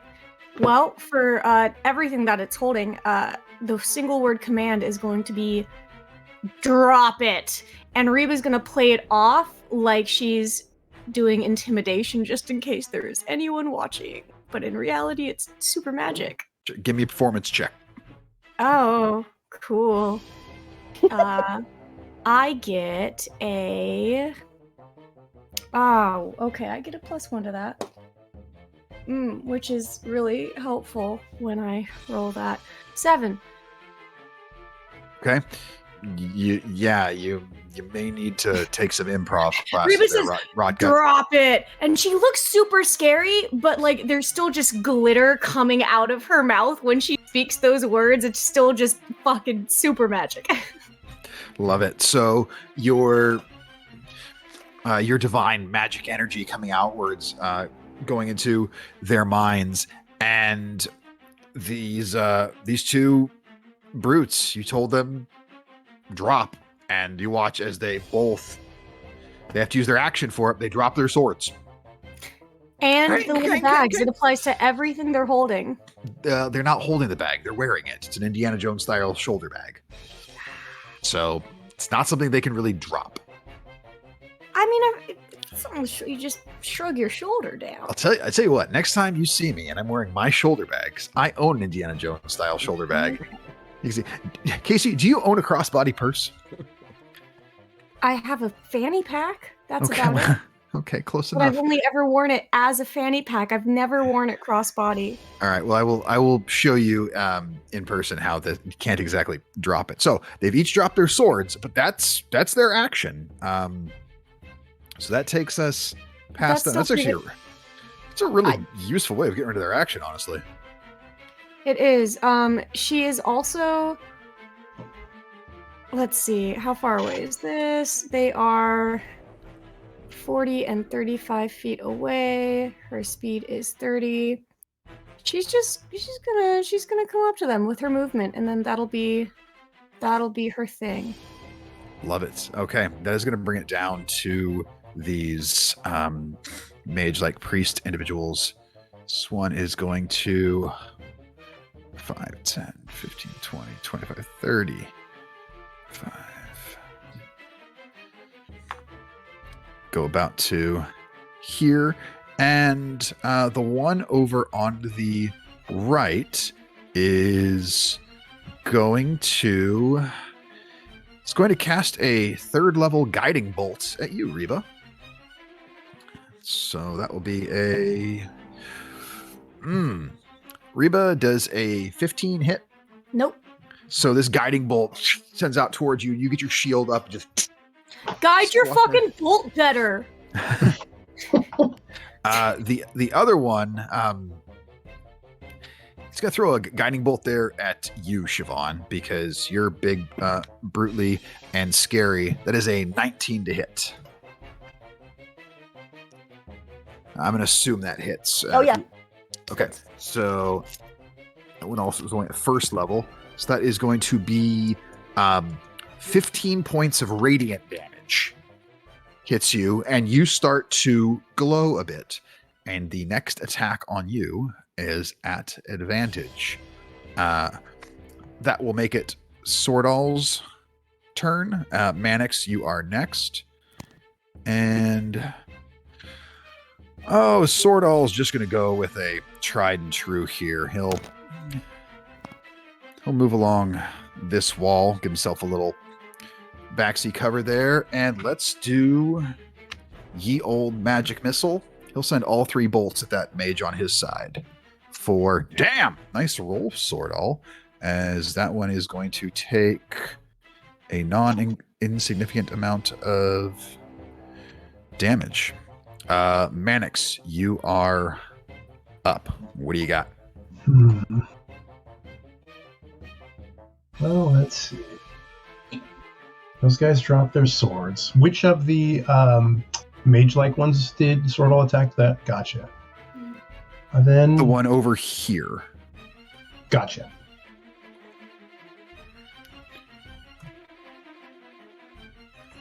Well, let's just Eldritch Blast. I want to do both at the one that Sordal did not target. Alrighty, make a pair of attack rolls for me. Dirty 20 and an 18. Those will both hit. Please give me damage.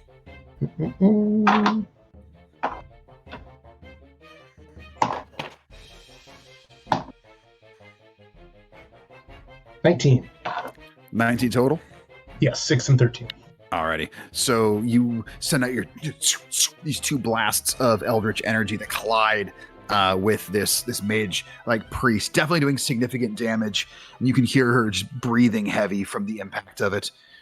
Looks up. Interesting. And as your spell ends, you hear this voice go off through the entire area you're in. Alert. Unregistered magic cast within archives. Shit. Alert. Awesome. Unregistered magic Yeah, that's within archives. And that is going to bring us back to Garnet. You are up as I change the map back over to the subway station. Quickly scroll Cool. back to having us on screen. All right. So Garnet was hidden. She's going to throw a dagger at the really hurt one. Love it. Make an attack roll. All right. That's a 22 to hit. That will absolutely hit. Give me damage. And it's sneak attacks. You got ally within 5 feet. All right. 15 points of damage.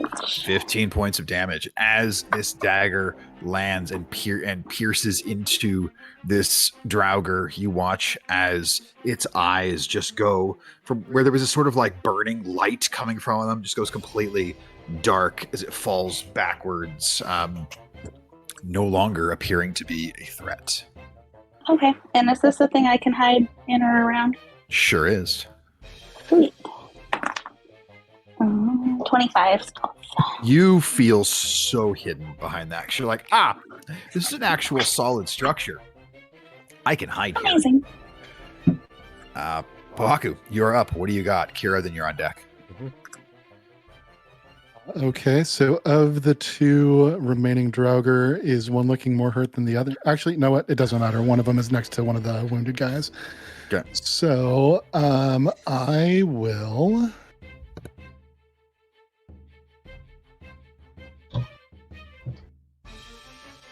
I will go ahead and with the dagger, I'm going to go ahead and attack him with obsidian shards here.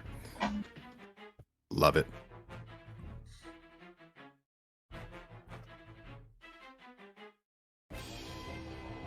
Oh yeah, that's a 24 to hit. Amazing. Yeah, go ahead and give me some damage, please.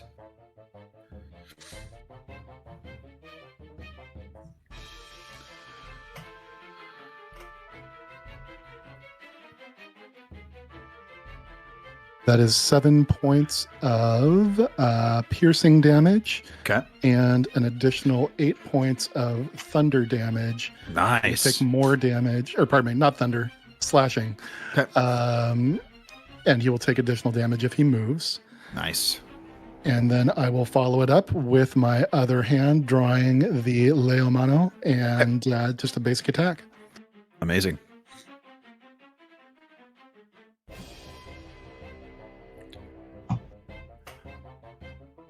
Ooh, that might not hit. That is a 14 to hit. 14 will still hit. They are not heavily armored.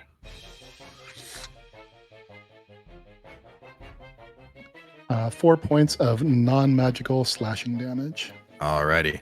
And so using the dagger that you received at the Arcane Reservoir up in the Vagabond Assemblage in the Shimmerstone Mines, slashing that deep into this Draugr, you feel it cut through this undead flesh, causing significant damage. Your Obsidian Shard spell clearly taking hold. As you swing that Leo Mano back around, cutting, you feel just how heavy that undead skin is. And it doesn't cut in as much as you are used to it, but it definitely still did some damage. These things are not immune, but they definitely resist non-magical weaponry. But damage having been done nonetheless. I'm going to kind of circle around behind him here. I'm just going to try to kind of obviously I can't do it realistically, but I'm just going to try to insert myself in between him and the wounded guy, just trying to make myself as much of a target as possible. Make an intimidation check. All right, let's see if I can beat the 3. That is a natural 20 for 20. What does Pohaku do in this moment for that natural 20 to be this intimidating presence? I don't feel like Pohaku is necessarily the most intimidating figure. Sure. But he just is going to, just kind of wheels around there, kind of inserts himself in between the guy and the Draugr, and just looks over to the Draugr. So maybe we flavor the obsidian shards is when I hit with the dagger. It just kind of bursts as the initial blast of extra damage there. And as these shards are still kind of encircling it, I just look over to it. Make your move. Nice. So you having now interposed yourself, showing you are a much bigger threat than this extremely wounded individual on the ground. Significant damage done. Kira, you are up. You've got a Draugr right in your face. So Kira is gonna slide around to this side of this Draugr. Yep. Hold up his spellbook still as a show, because why not? And exactly. then using 2 wizardry points. Yes. Use a bonus action to cast a second level aid. Okay. On the 3 downed, the 2 unconscious and the 1 hurt. So they all gain, because I'm using a 3rd level, 10 hit points, nice. As well as they are conscious, and it's 10 more on top of their max hit points if they have any of their own healing. Very cool. The max hit points go up by 10. And then I'm going to use my regular action to slash with the Nimbus brand. Yes, make an attack roll with your brand new sword. Yes. And that is a lot of math, a 24 to hit. That absolutely hits. Damage, please. Yep. So that is 9 points of magical piercing, as well as 5 points of, was it lightning or thunder? Let's see here. Lightning damage. The 5 points of another lightning 5 points of lightning damage. Amazing. So the first time you draw the Nimbus brand ready for combat, slashing into this, you could feel the electrical energy discharge straight through the blade into the body of this Draugr. Solid damage being done. And as you get yourself back into a defensive position, this blade is perfectly balanced. This is a hell of a weapon. And then I'll yell out to the people that I just healed. If you want to live, get up and fight. Make a persuasion check or intimidation check. Your choice. Intimidation. That's okay. I'm not being nice about this. That is a natural 20. Amazing. For 20 million. Love Everyone it. got so Love scary. it. Intimidate, 27. Amazing. All right, we'll see what happens with all of that. That's going to bring it to the Draugrs. This one up next to you, Pohaku. Let's see here. First, it's going to attempt its life drain on you. Oof. That is cocked. That is a dirty 20 to hit. We'll shield that. Okay. So it reaches out with its clawed hand to try and grab a hold of you, and putting up your shield, it can't quite get a hold of you, and it just and is going to yeah, you know what? Instead of no, it'll still attack. It's a swing with its sword for the other one, and that is cocked. That's a natural 20 to hit. I will use my... No, wait, no. Different spell. Never mind. So, Pohaku, you get to take 14 points of slashing damage as it drags its blade across you. I need you to make a Constitution saving throw.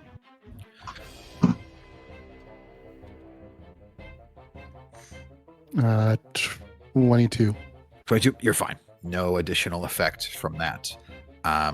The other one is going to attack you, Kira, and it's going to attempt to use its life drain on you.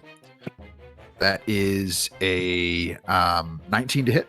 I will cast shield again. Alrighty. So once again, this one tries to do the same thing you saw as Pohaku, and you didn't like the looks of it on him. You like the looks of it on you even less. Absolutely so not. Nothing there, and it will swing on you with its sword. That is a whopping 9 to hit. And so using your shield, it never bothers to completely pull its claw back, so it doesn't get a full swing into the blade, and just you effortlessly dodge out of the way.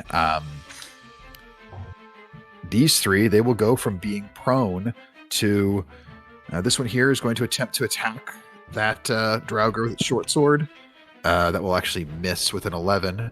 And these two are going to fire crossbows at the one you're fighting, Kira. It's a miss. Ooh, that'll actually hit. For not a lot, but it's a non-magical weapon. Every little bit helps. All damage is damage, baby. Yep. And so, yeah, one of its crossbow bolts will land in that Draugr, going back to the Hall of Records. Siobhan, you are up. Okay, so the two duders in front of me are prone now. No, they're not prone. They just dropped their swords. Oh, right.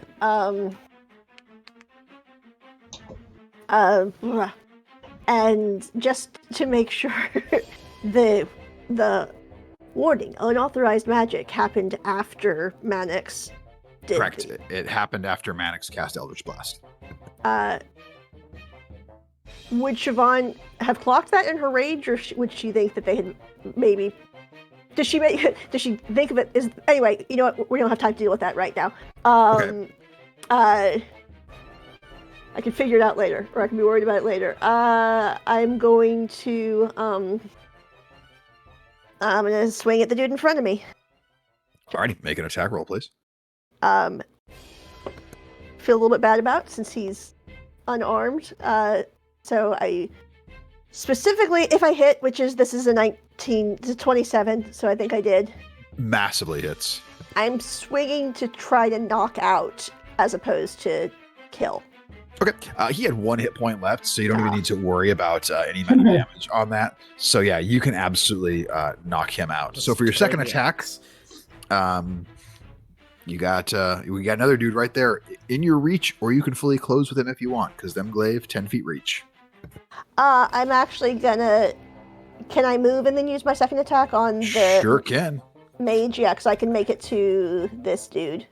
Love it. Yeah, go ahead and do that. And I'm gonna attack the mage.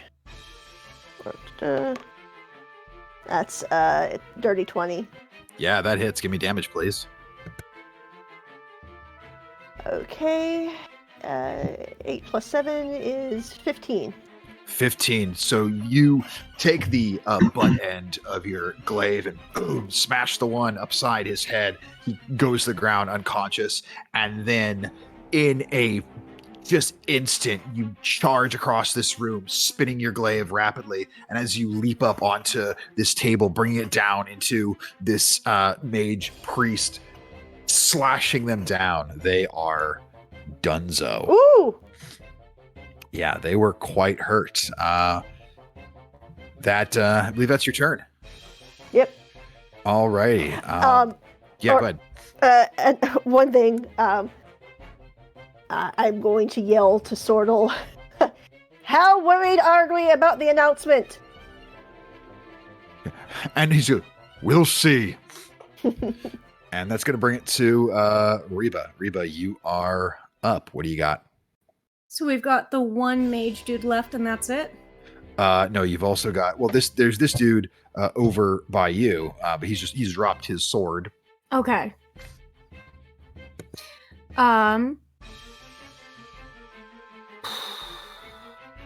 I think I'm more concerned about the mage dude, and since it's still just us in this room, Reba's gonna go, well, the announcement's already been going on. This is how you do a guiding bolt, and she's gonna cast guiding bolt on the mage dude. Make an attack roll, please. Okay. That's going to be a dirty 20. That very much hits. Why don't you give me damage and show them how guiding bolt is done? Yeah. With the power of arrogance, I have The power. Oh no. That's better. By the power Alright. of the audacity. That's gonna be 15 damage. 15. So you hurl this guiding bolt directly towards them. They catch it full on in the chest, which causes them to go tumbling ass over tea kettle to the ground, and they are donezo. Sick. I don't really want to do, or I can't really do any of my bonus actions, so I think that's going to be it for me, unless I can use a bonus action to start just looking through people's stuff. That's not really that's not a bonus action. That's what we're looking for.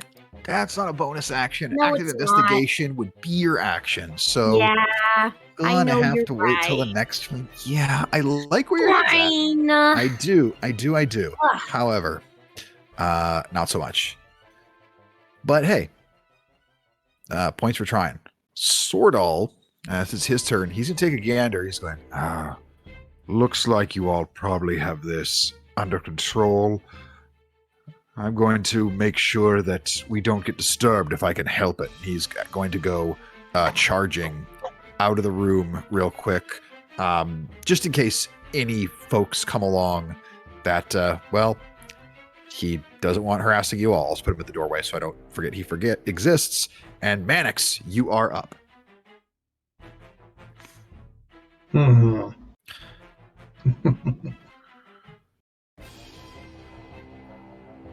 Mannix is going to jump up onto this table, and just make the biggest show. Think Gilderoy Lockhart, and just waves his hand and just shouts, "Magic shot!" and Eldritch Blast. Okay.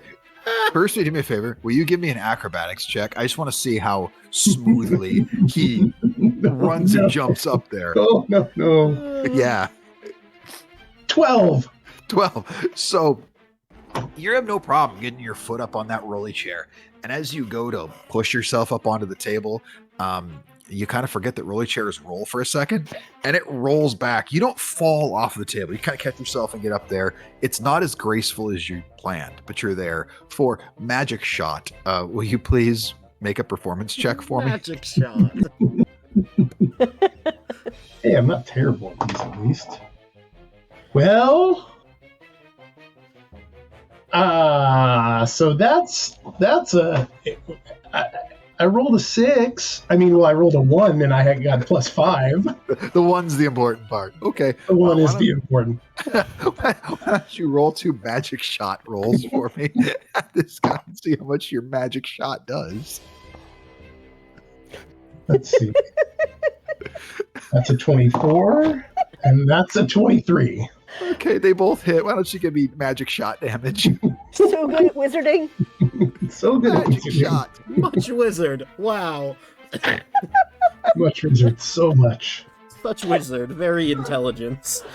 18, 9 and 9.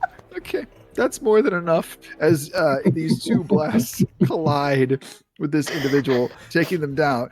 And you, after the Eldritch Blast is cast, once again, alert, unauthorized magic within the archives. Wait, Magic Blast is unauthorized?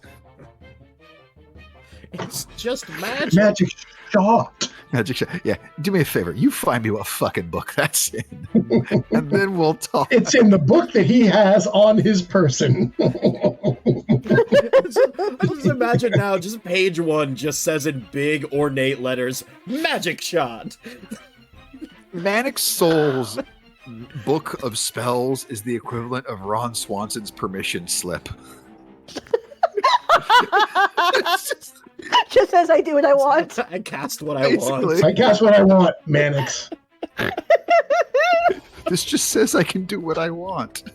Oh God, that's amazing. I didn't know I was gonna love Mannix as much as I do, but there are these moments like when he casts Magic Shot. I have a new favorite spell. It's Magic Shot because that's what I'm gonna tell all the kids on the internet. But yeah, so with all of that, this brings this round of combat back around to Garnet. So there are 2 wounded Draugrs. These 3 individuals you were sent to find back up and on their feet. But it is your turn. What do you want to do? Yeah, since these folks are all back up on their feet, I shall continue to do what I do and throw psychic daggers from hidden. So is one of them particularly more hurt than the other? They're actually identical. They have the exact same amount of hit points left. That's my brother. This is no reflection on liking one of you more than the other. So no reading into it. I'm going to go after the one that is next to Kira. Yeah. Help the weakling! Help the weakling! I understand! That is a 17 to hit. I have nothing but the utmost respect for you. Give me that damage. How much is this one going to suffer? 15 again. 15 points of damage. This one is barely holding on as that psychic dagger hits. And Kira, for a second, you think it's going to drop, and then it turns its head back forward, staring at you, glances over in the direction of Garnet, and looks right back at you, Kira. Anything else for your turn here, Garnet? Yeah, so I've been hiding for my bonus action. Yeah. But I'm feeling a little greedy. Yes. Do I think that even if I don't hide, I might get some cover because I'm little? I mean, you might. Okay, I'm gonna try to hit it with my bonus action dagger. Okay, make an attack roll. That's an 18 hit. That's going to absolutely hit, and it has 1 hit point left, so you don't even need to give me damage. Yes. Okay. All right, so Queen Killsteel takes care of that one. I kid. It's team effort. It's team effort. It's not like we do experience anyway, so it doesn't actually matter. Because I'm not doing that math for anyone. I think that might be my first kill shot. It might be. It might be actually. Maybe. I think it is. You've done a lot to deal obese amounts of damage, and then kill shots have largely been Siobhan and Pohaku, actually. Yeah, I was gonna say, if anyone's the goddamn kill steal, I believe it's me. That's what happens when you have multiple attacks. All right, so that is Garnet's turn. Pohaku, you are up. What you got there, bad boy? I got more of the same. We're going to go ahead and slash him and with the obsidian shards here. All right, make an attack roll, please. That is 19 to hit. That will absolutely hit. Why don't you give me damage? Minimum damage with the dagger itself, so that is 6 points of slashing damage from the dagger. Okay. And then an additional 5 points from the shards. Okay. And then I am going to follow it up with the Leo Mano. Okay. Yeah, that's 21 to hit. Oh, yeah. Just go ahead and give me the damage there. Maximum 6, but that'll be halved, I'm sure. So Halved to 3. There you go. This one is hanging on by an absolute thread. Kira, you are up. You can see this one Draugr barely hanging on. Garnet using her psychic blades drop the one that was next to you. You see Pohaku carving away at this one, still interposing himself as much as possible next to this one of the individuals who were sent down to find. Did that guy maybe move away on his turn last time? He's didn't want to risk that opportunity attack. All right. You were clearly the bigger threat, and he saw that the Draugr didn't seem to give so much of a care about him. So he's like, all right, I'm going to try and help this dude out as much as I can. Touch him and I'll headbutt you. So I'm gonna step up and in a good mirror of what Pohaku's doing, I'm going to take the Nimbus brand and try to get this Draugr with an icebound blade. Alrighty, make an attack roll. And that is a... Wait, is that really the same again? Yeah, 24 to hit. Alright, how do you want to do this? Trying to mirror, even though Kira is not much of a dancer, trying to mirror as much of Pohaku's attacks with the dagger with his Nimbus brand, and just a big slice across the back of this Draugr. Awesome. Make either a performance or acrobatics check to try and do some sort of blade song type dance. It's gonna be performance. Cool. Love it. And the D20 gets stuck in the tower because, of course. Yep. That is an 18. 18. So you've been traveling with Pohaku enough now. You've watched the way he does combat, and this Nimbus brand, it's also so light and so perfectly balanced that you just find it glides through the air effortlessly, and you suddenly learn part of what drives the blade song is just being at one with your weapon and just kind of letting it guide you as an extension of your body. And you start twirling the blade as you move, and then slicing upward, the blade inverted. You carve with this icebound blade right across the chest of the Draugr as it turns to face you, seeing that you are the credible threat. And as you carve in, the ice expands outward, pulling apart the rib cage and just leaving it almost flayed open from the front. Very T-1000 when it explodes right near the end of T2 in the steel mill, and the icebound blade completely icing it over, and it's frozen there. In that moment, the threat completely taken care of. Seeing you do this, like the Draugr falls, Pohaku has completely forgotten about anything else that is around him and drops both of his weapons and just leaps over towards you and just grabs you around the waist and lifts you up in the air. I recognize there is a Willow back home that taught me that, and we've only been like, I'm buying you a pizza. I just, you fight so well, so I figured, I might as well do what works. And how you fight definitely works. I have no words, and there's just a little tear in his eye. And I'll just, while still with my sword and my book in my hand, because I'm never going to drop those, I'm just going to kind of like awkwardly lean into the hug. He'll put you back down and suddenly realize, oh crap, and pick up his stuff again.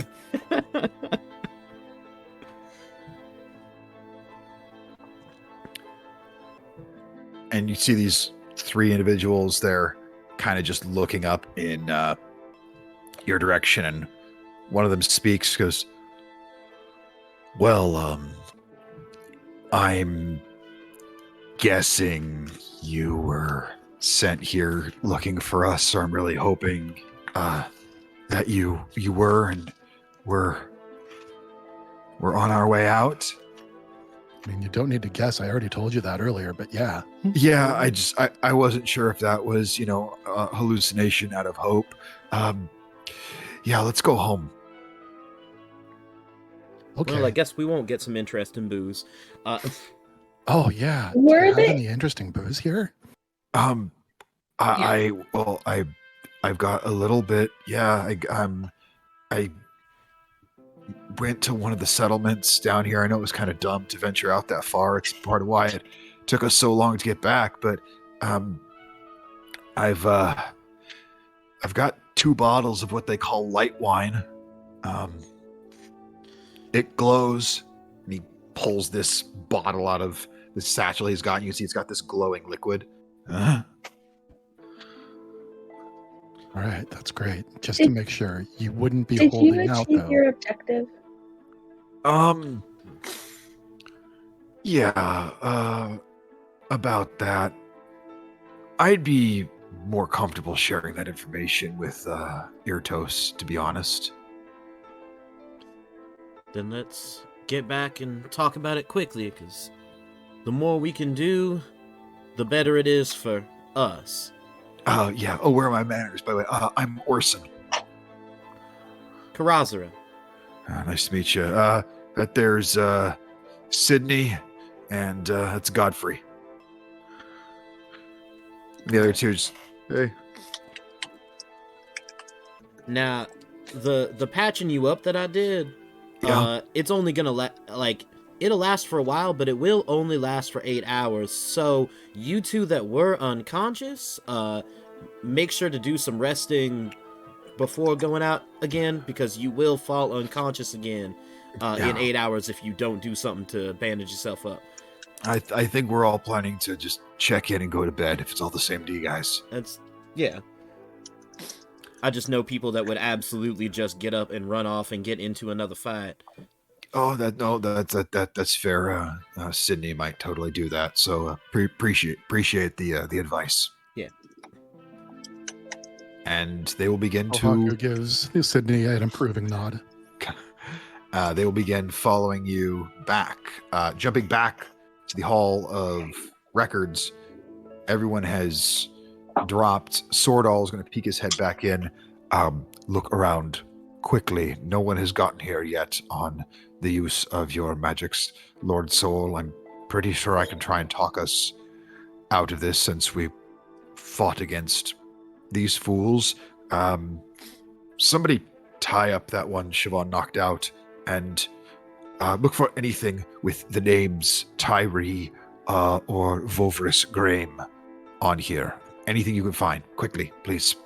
Can Reba make an insight check to do that? Or a perception, whatever it would be? Investigation. What if it was like insider perception, though? Just throwing Insight. that out. Insight has to do with reading people, and perception has to do with What if reading she your looks environment. really hard at their unconscious faces? If she keeps trying hard, she can roll with disadvantage. So. Okay, fine. Here's my fucking investigation roll. Whoop-de-whoop. It's a 14. 14's not bad. It's not bad. No. How about Mannix or Siobhan? Are either you investigating or one of you, because you can't investigate, going to tie up this bozo? I'm going to tie up the bozo. It's okay. Manix is definitely going to tie up the bozo. Okay, so... Okay. I have no more. I have 0, but I will certainly rifle pockets and try to find stuff. If you're going to look through their pockets... So anything you do is going to be if you're going better. to specifically look through their pockets and stuff, I'll let you make an investigation check with advantage because it's in a very specific location. Okay. Oh, Commander? Yep. That is a 10. 10? Okay. I mean, you just kind of start, oops, bonk. And I found my desk. It's in front of me. You're just looking very quickly. So you actually grab a handful of things. You're like, fuck it, this might be something. I don't know. And stuff it in a satchel, not finding anything. Yeah, I'm looking great. for papers specifically. So yeah. Reba, with your 14, you are able to you start finding a series of papers that all seem to be on that same subject. What do you do with that knowledge? I take them. Okay, so you grab them and hide them? I hand them to Sortle. Okay. I didn't know. I didn't want to assume, but I wanted to ask. No, that's fair. I give them to Sortle. I don't want them. Where did you find these? There. Excellent. And he's going to continue looking there quickly, and he will. Ooh, that's a good roll for him. And this goes. This is significant. This could actually be something. And he goes. You watch. He'll take one of them. And he rolls it up and he puts it into his sleeve, and you can see this slight flash of arcane light as he slides it into his sleeve. Goes. Just in case they search me for anything. Oh, and speaking of, and as shortly after he does that, a couple very heavily armed census members come into the room. Siobhan, you're probably the closest to the door at this point. And they look over and actually, no, Mannix, you'd be closest to the door because you were attempting to tie up the bozo. For bozo tying, go ahead and give me a roll a d20, add your dexterity mod. Just gonna give him a good-looking bozo tie? Yep. Oh, no. Yeah. Oh, that's 18. 18, okay. As far as, actually tying. I'm going to go out on a limb and just say that this is not due to a technical proficiency with ropes. This is due to an overwhelming volume of ropes and piling square knots on top of each other. There's like 7 square knots stacked on top. Yeah. You're not one for manual labor. You don't do such things. And even for like wrapped gifts, you pay people to do that. I mean, but knowing how to tie a person up, we'll have to ask those 2 tieflings about if Mannix is good at it. he may have learned a thing or two that night. Between the Wilhelm screams. A gentleman never tells, and neither does Mannix. Oh, I wish we were a big enough show to have merch. But you'll get that individual fairly confined, and these 2 very heavily armed individuals, one of them carrying a large 2-handed hammer, this maul that has this kind of crackling lightning energy on the end. And the other one, you actually take a little bit of note of their weapon, Siobhan, as it's a glaive, but the end of it, you can see every now and then the blade kind of shifts on like this pneumatic action, and it's clearly got some sort of like pneumatic ability with the blade as well. So, all right, unregistered magic. Explain yourselves. Be prepared to turn yourselves in immediately. And Sortle, unlikely. There is an explanation for all of this. You should be thanking these individuals for stopping the ruckus that was taking place in here. And Lord Soul, why don't you explain the extreme talents of your bodyguards here, who likely deserve commendation for theirs and your actions here?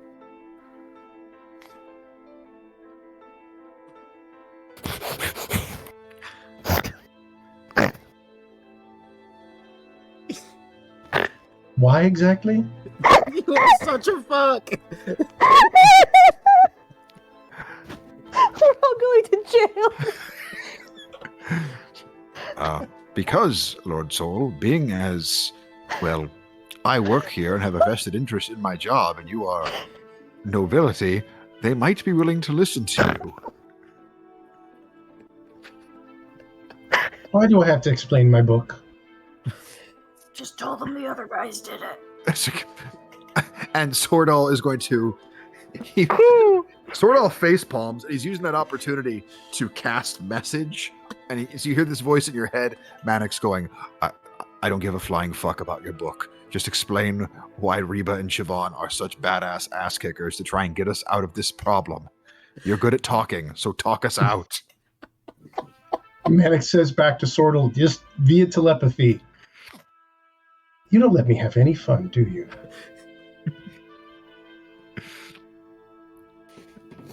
Is it unclear who my accomplices are here?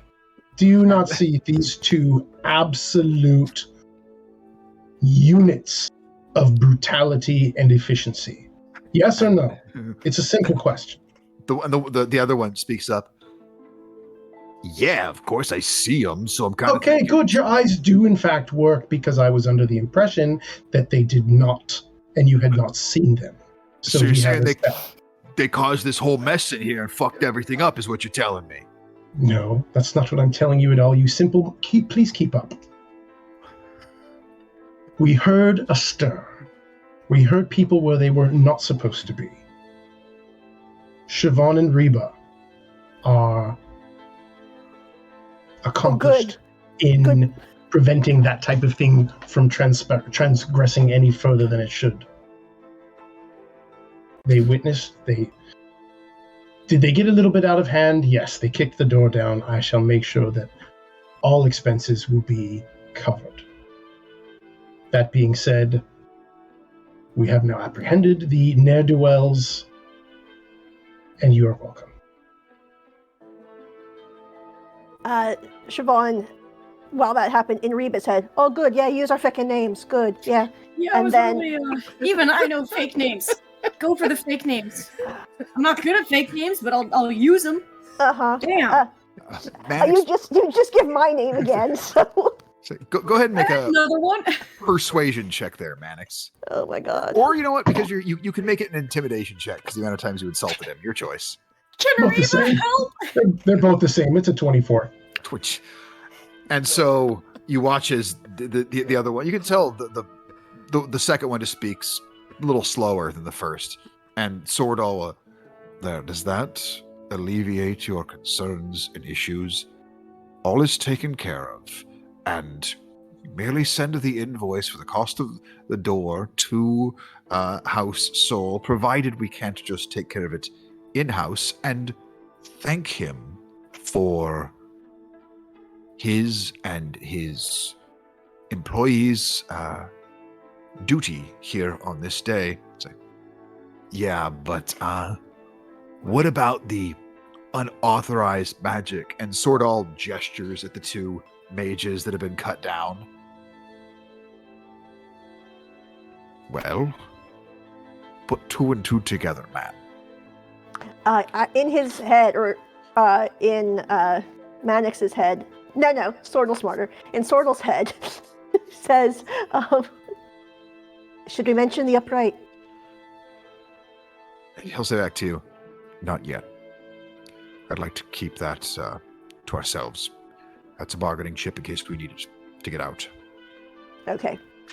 This whole time, Siobhan is just behind Mannix, trying to look menacing, like a bodyguard. Well, gentlemen, this has been quite harrowing, and you have work to do, and you have a individual to question here. Perhaps I should get Lord Soul out of here, back home. This sort of violence is not for any nobility to be dealing with. I'm sure you could probably use a coffee after this, could you not, Lord Soul? To calm the nerves. I think something a bit stronger might be in order. Of course, yes. I know many fine drinking establishments where something to calm the nerves. And I would, of course, your two associates here be happy to buy them drinks as well for the way they so bravely stepped into action to defend this place. Are you suggesting my nerve needs calming? Yes, I definitely am. Let's go calm all our nerves as soon as possible. Very well. And we all begin to head out. One of them kind of looks, goes, out of curiosity, what exactly were you doing in this part of the Hall of Records anyways? This isn't near any accessible information unless you have the right clearance. Mannix leans close to him. Well, you do know what they said about curiosity. Make an intimidation check. 25.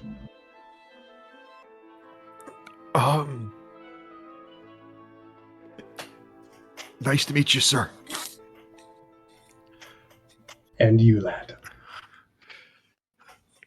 And you all will head back to the lift, taking it upward.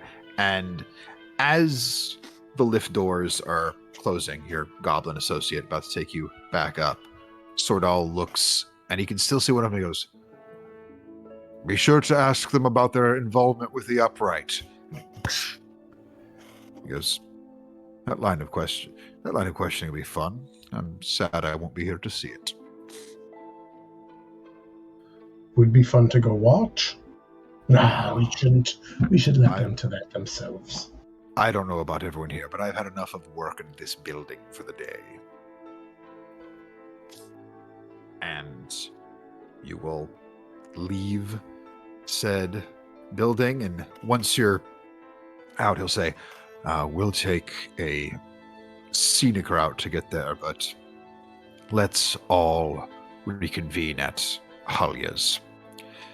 And jumping back to our three at the denizens, you've wrapped on the door, letting Vala know you are there. You look like you've been in fight. I like. It's impressive. Hey, you bring back all three. It's good. Irtos! You should see our new friends. They bring back old friends, all okie dokie. He's most nice. Irtos will look you all over. Well, I'm definitely impressed. So what'd you find down they'd there? be dead if not for Kira. Well, now. I know a bit of first aid. Important skill to have. I think this is going to be a wonderful friendship and association going forward. You brought back all three, and I don't know what you ran into down there, but just looking you three over, looking those three over, guessing if you had really wanted to, you could have just killed them all, looked through their pockets, came back here and tried to feed us some bullshit story about what may or may not have happened to them. But no, you did exactly what you said you were going to, which means I was right about all of you. I like being right, which means I like you all. So here's what's happening. Kira, how about on a temporary basis, for the time being, proper paperwork need to be filed, still need to vet you a little bit, get used to it, get you know you a little better. Let's give you temporary membership, my friend. And Garnet, you want in on some of that? Yes. For Lovely. the right price. Well, the price will be the jobs you work and your cut of those. We like to keep it simple. What's my cut? Depends on the job. Small time jobs, anything you can work solo. If you're asked to bring something back, you'd get paid 25% of whatever it's worth. And anything else you find on top of that, well, that's yours to keep.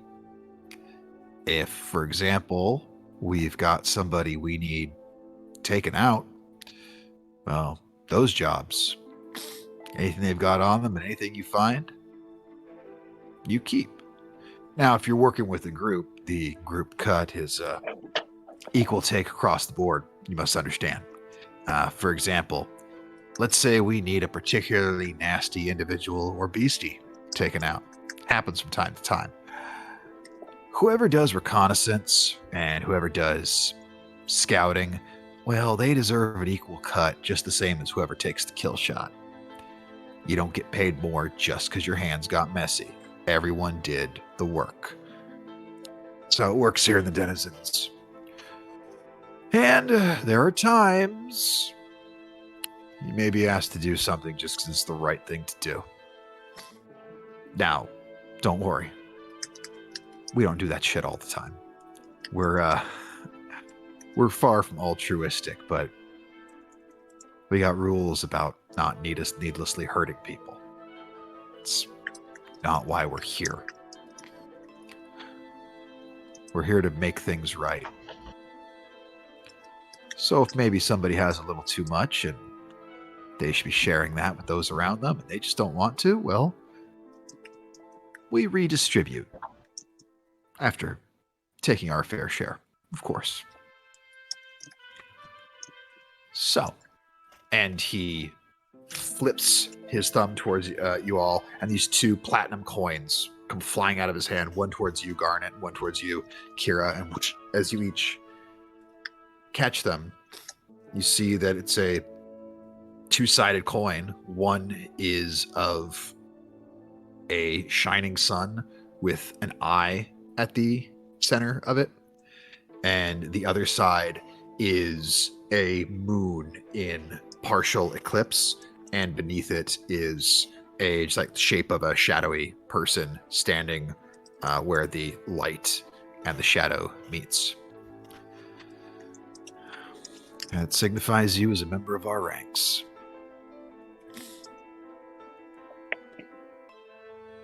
All right. Is there a hierarchy that we need to know about? Oh. And how do we move up it? Well, you move up it by one of 2 ways.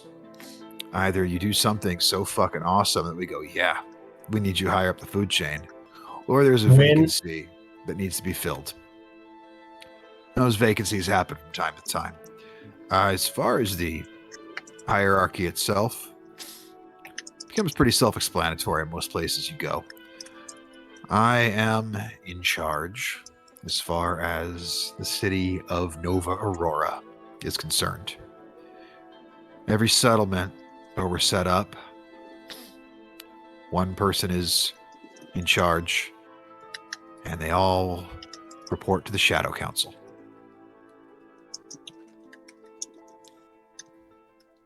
Of which yours truly is a member. Is he actually, though? Make an insight check.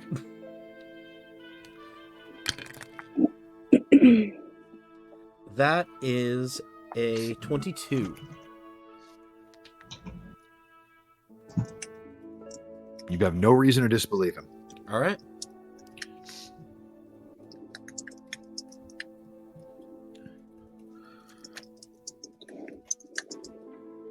Your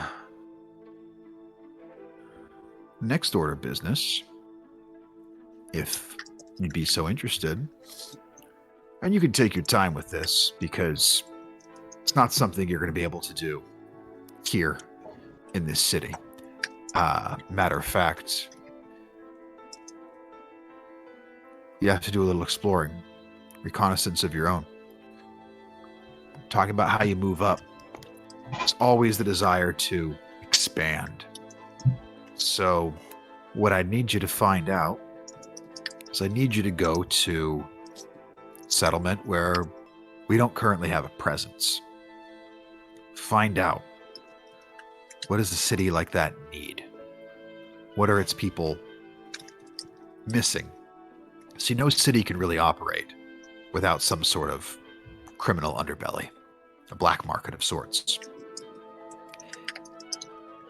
There are things people want and need that can't always be above boards. And that is another area we come in. Smuggling, providing goods, providing things at a discount. Now, we don't go out there hurting people, mind you. But here we live in a city where if you don't worship the right God, you can't have anything. So we help take care of some of those who don't have anything.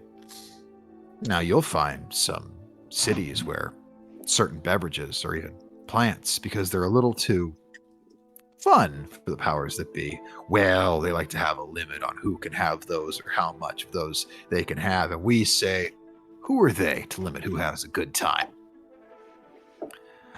Our primary presence is, of course, here in the Thanamirian Empire. We've become quite popular in the Vagabond Assemblage.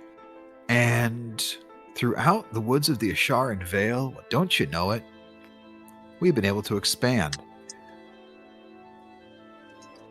But the two places, more than anywhere else, we haven't been able to get any sort of foothold is in the Dwarven Mountain of Stonespire, as they're very shrewd business people.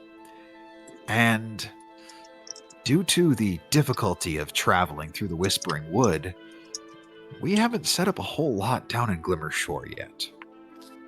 Now, I don't know what sort of business needs they all may have down there, but if we could, I don't know, set up some sort of system where we could get in some of those amazing tinkering creations that are made down in those wonderful, wonderful cities, why, those would fetch a small fortune in the right locations. I tell you what, we'd really stick in the craw of some Thanamirian business if folks were buying that stuff and they weren't getting a cut. Do you have a presence in Silent Gulch? Not yet. We don't have, we tried to, but I'll tell you right now, the law in that city, whew, they're tough. They're real good at sending people they don't want there home real quick. Well, before we start doing anything else, we need to reconvene with some other associates of our own. But in the meantime, any information that you can find out about my father's last mission, that is my highest priority. As Kira says this, Pohaku just extends an arm outwards. It's just a somatic component for Shape Earth. And he's just writing. He's just causing writing to appear at Kira's feet. And it says, I thought we were here for your father. Is this what you want? And as soon as he sees Kira looking at it, he'll go ahead and erase it. And I do.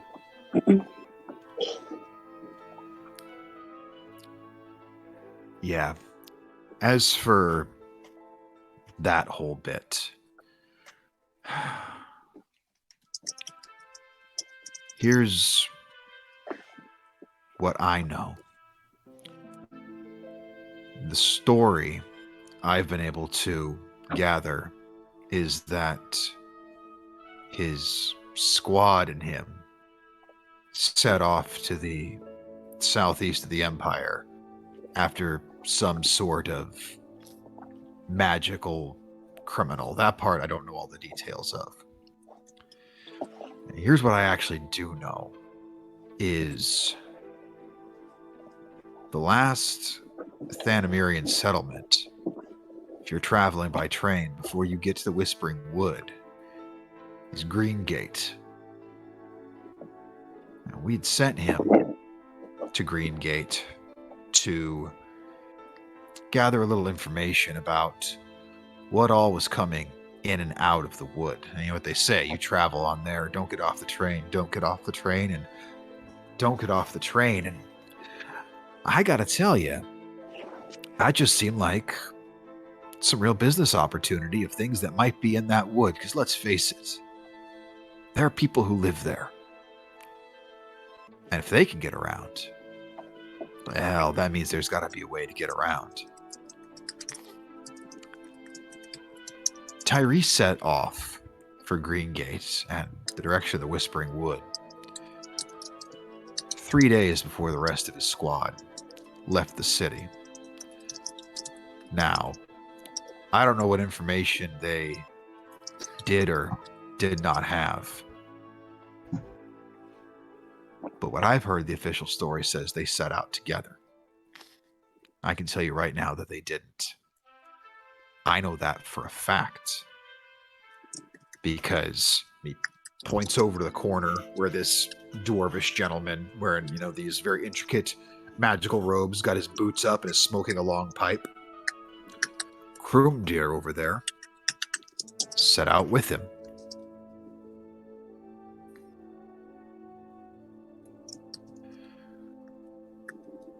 May I insight check that? Sure may.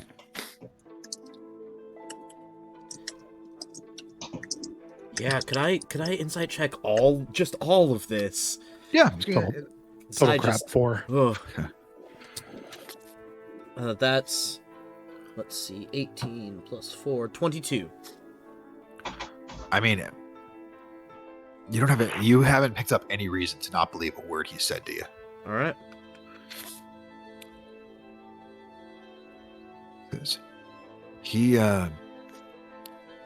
Kroomdir's been our head of recruitment for a long time.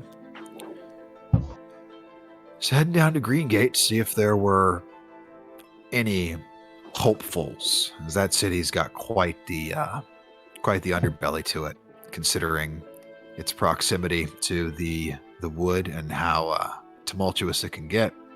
So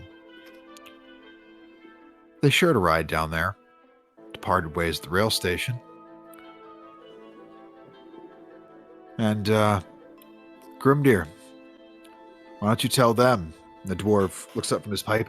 That was the last time I ever saw him. The man was reported dead a week later.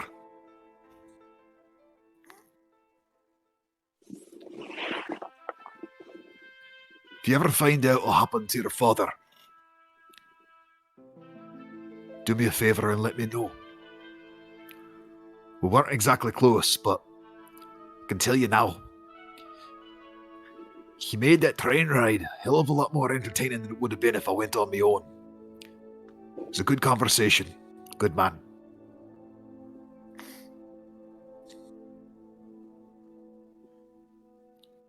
All right.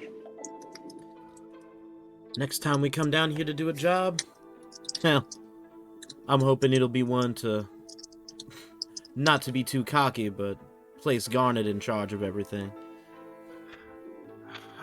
And Irtos looked back.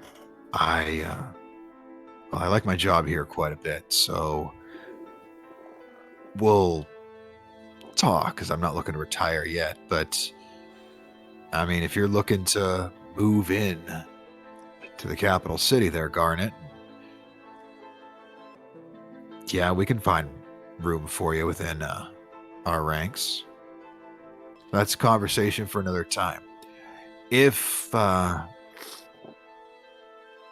If you need to get a hold of us for some reason,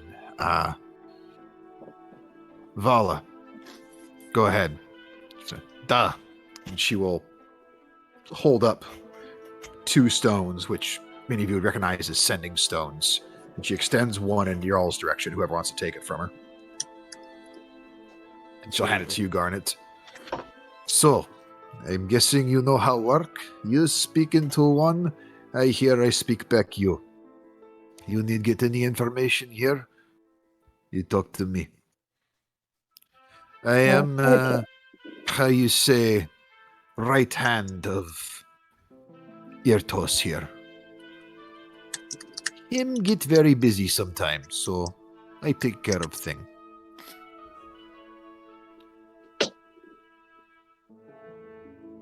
And Halia will look to you all. Shall we retire for beverage and a meal? Yeah. Curious to see what everyone else has gotten up to. I mean, it certainly Darn couldn't have it. been anything bad or stressful. I mean, they're I'm- very, very Well, they capable. found the some folks from the upright. They what? I'm definitely going to need that drink. And Oh, perhaps you're we can muted, make you Jamie, one so of- we can't hear you. Perhaps we can make you one of those magic shots. Reba and I exchanged message right at the beginning of our fight, so I was gonna say that's all I know. then after the fight, then like I wanted to say, I didn't want to interrupt this, but after the fight, while Mannix was being a dick to the guards, Siobhan is like, right, so Yeah, I did. Mannix is almost definitely about to get us all arrested, so we start ask Kira where the jail is going to be, and if this stupid fecker gets me killed, I'd like my body returned to my family, and make sure Mannix goes with him because my brothers will want to take turns kicking him in the balls. And just like basically reciting her last will and testament to. Gods. Amazing. Well, you all are able to reconvene together back at Halia's bar, Faded Skies being the name of the bar itself, though most folks just know it as Halia's. And she puts the closed sign in the window. As with the events of earlier today, you notice there are many businesses that seem to be closed for the day. A lot of folks a little traumatized by what they saw. She doesn't think it'll be too out of place. She latches the door. She goes, well, I think we should look through what was found, discuss what was learned, and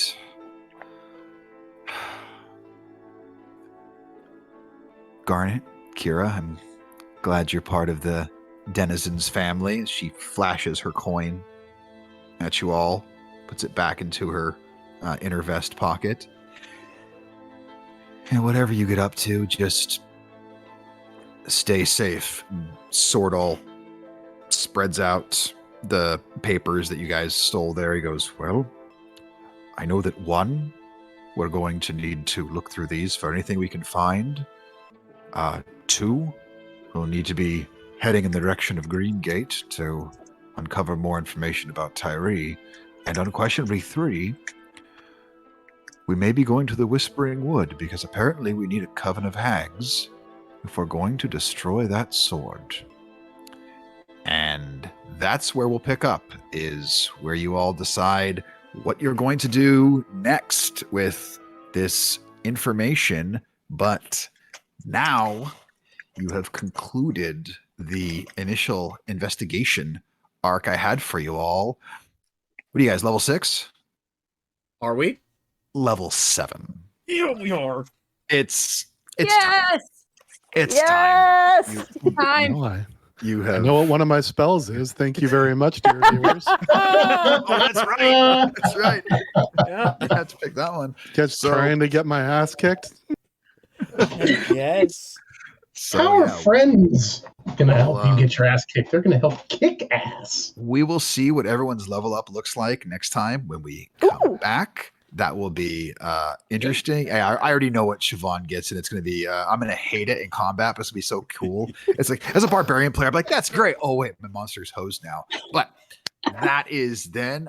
Thank you all for hanging out with us for all this gloriousness. I will learn to talk maybe next time when we find out what chaos awaits.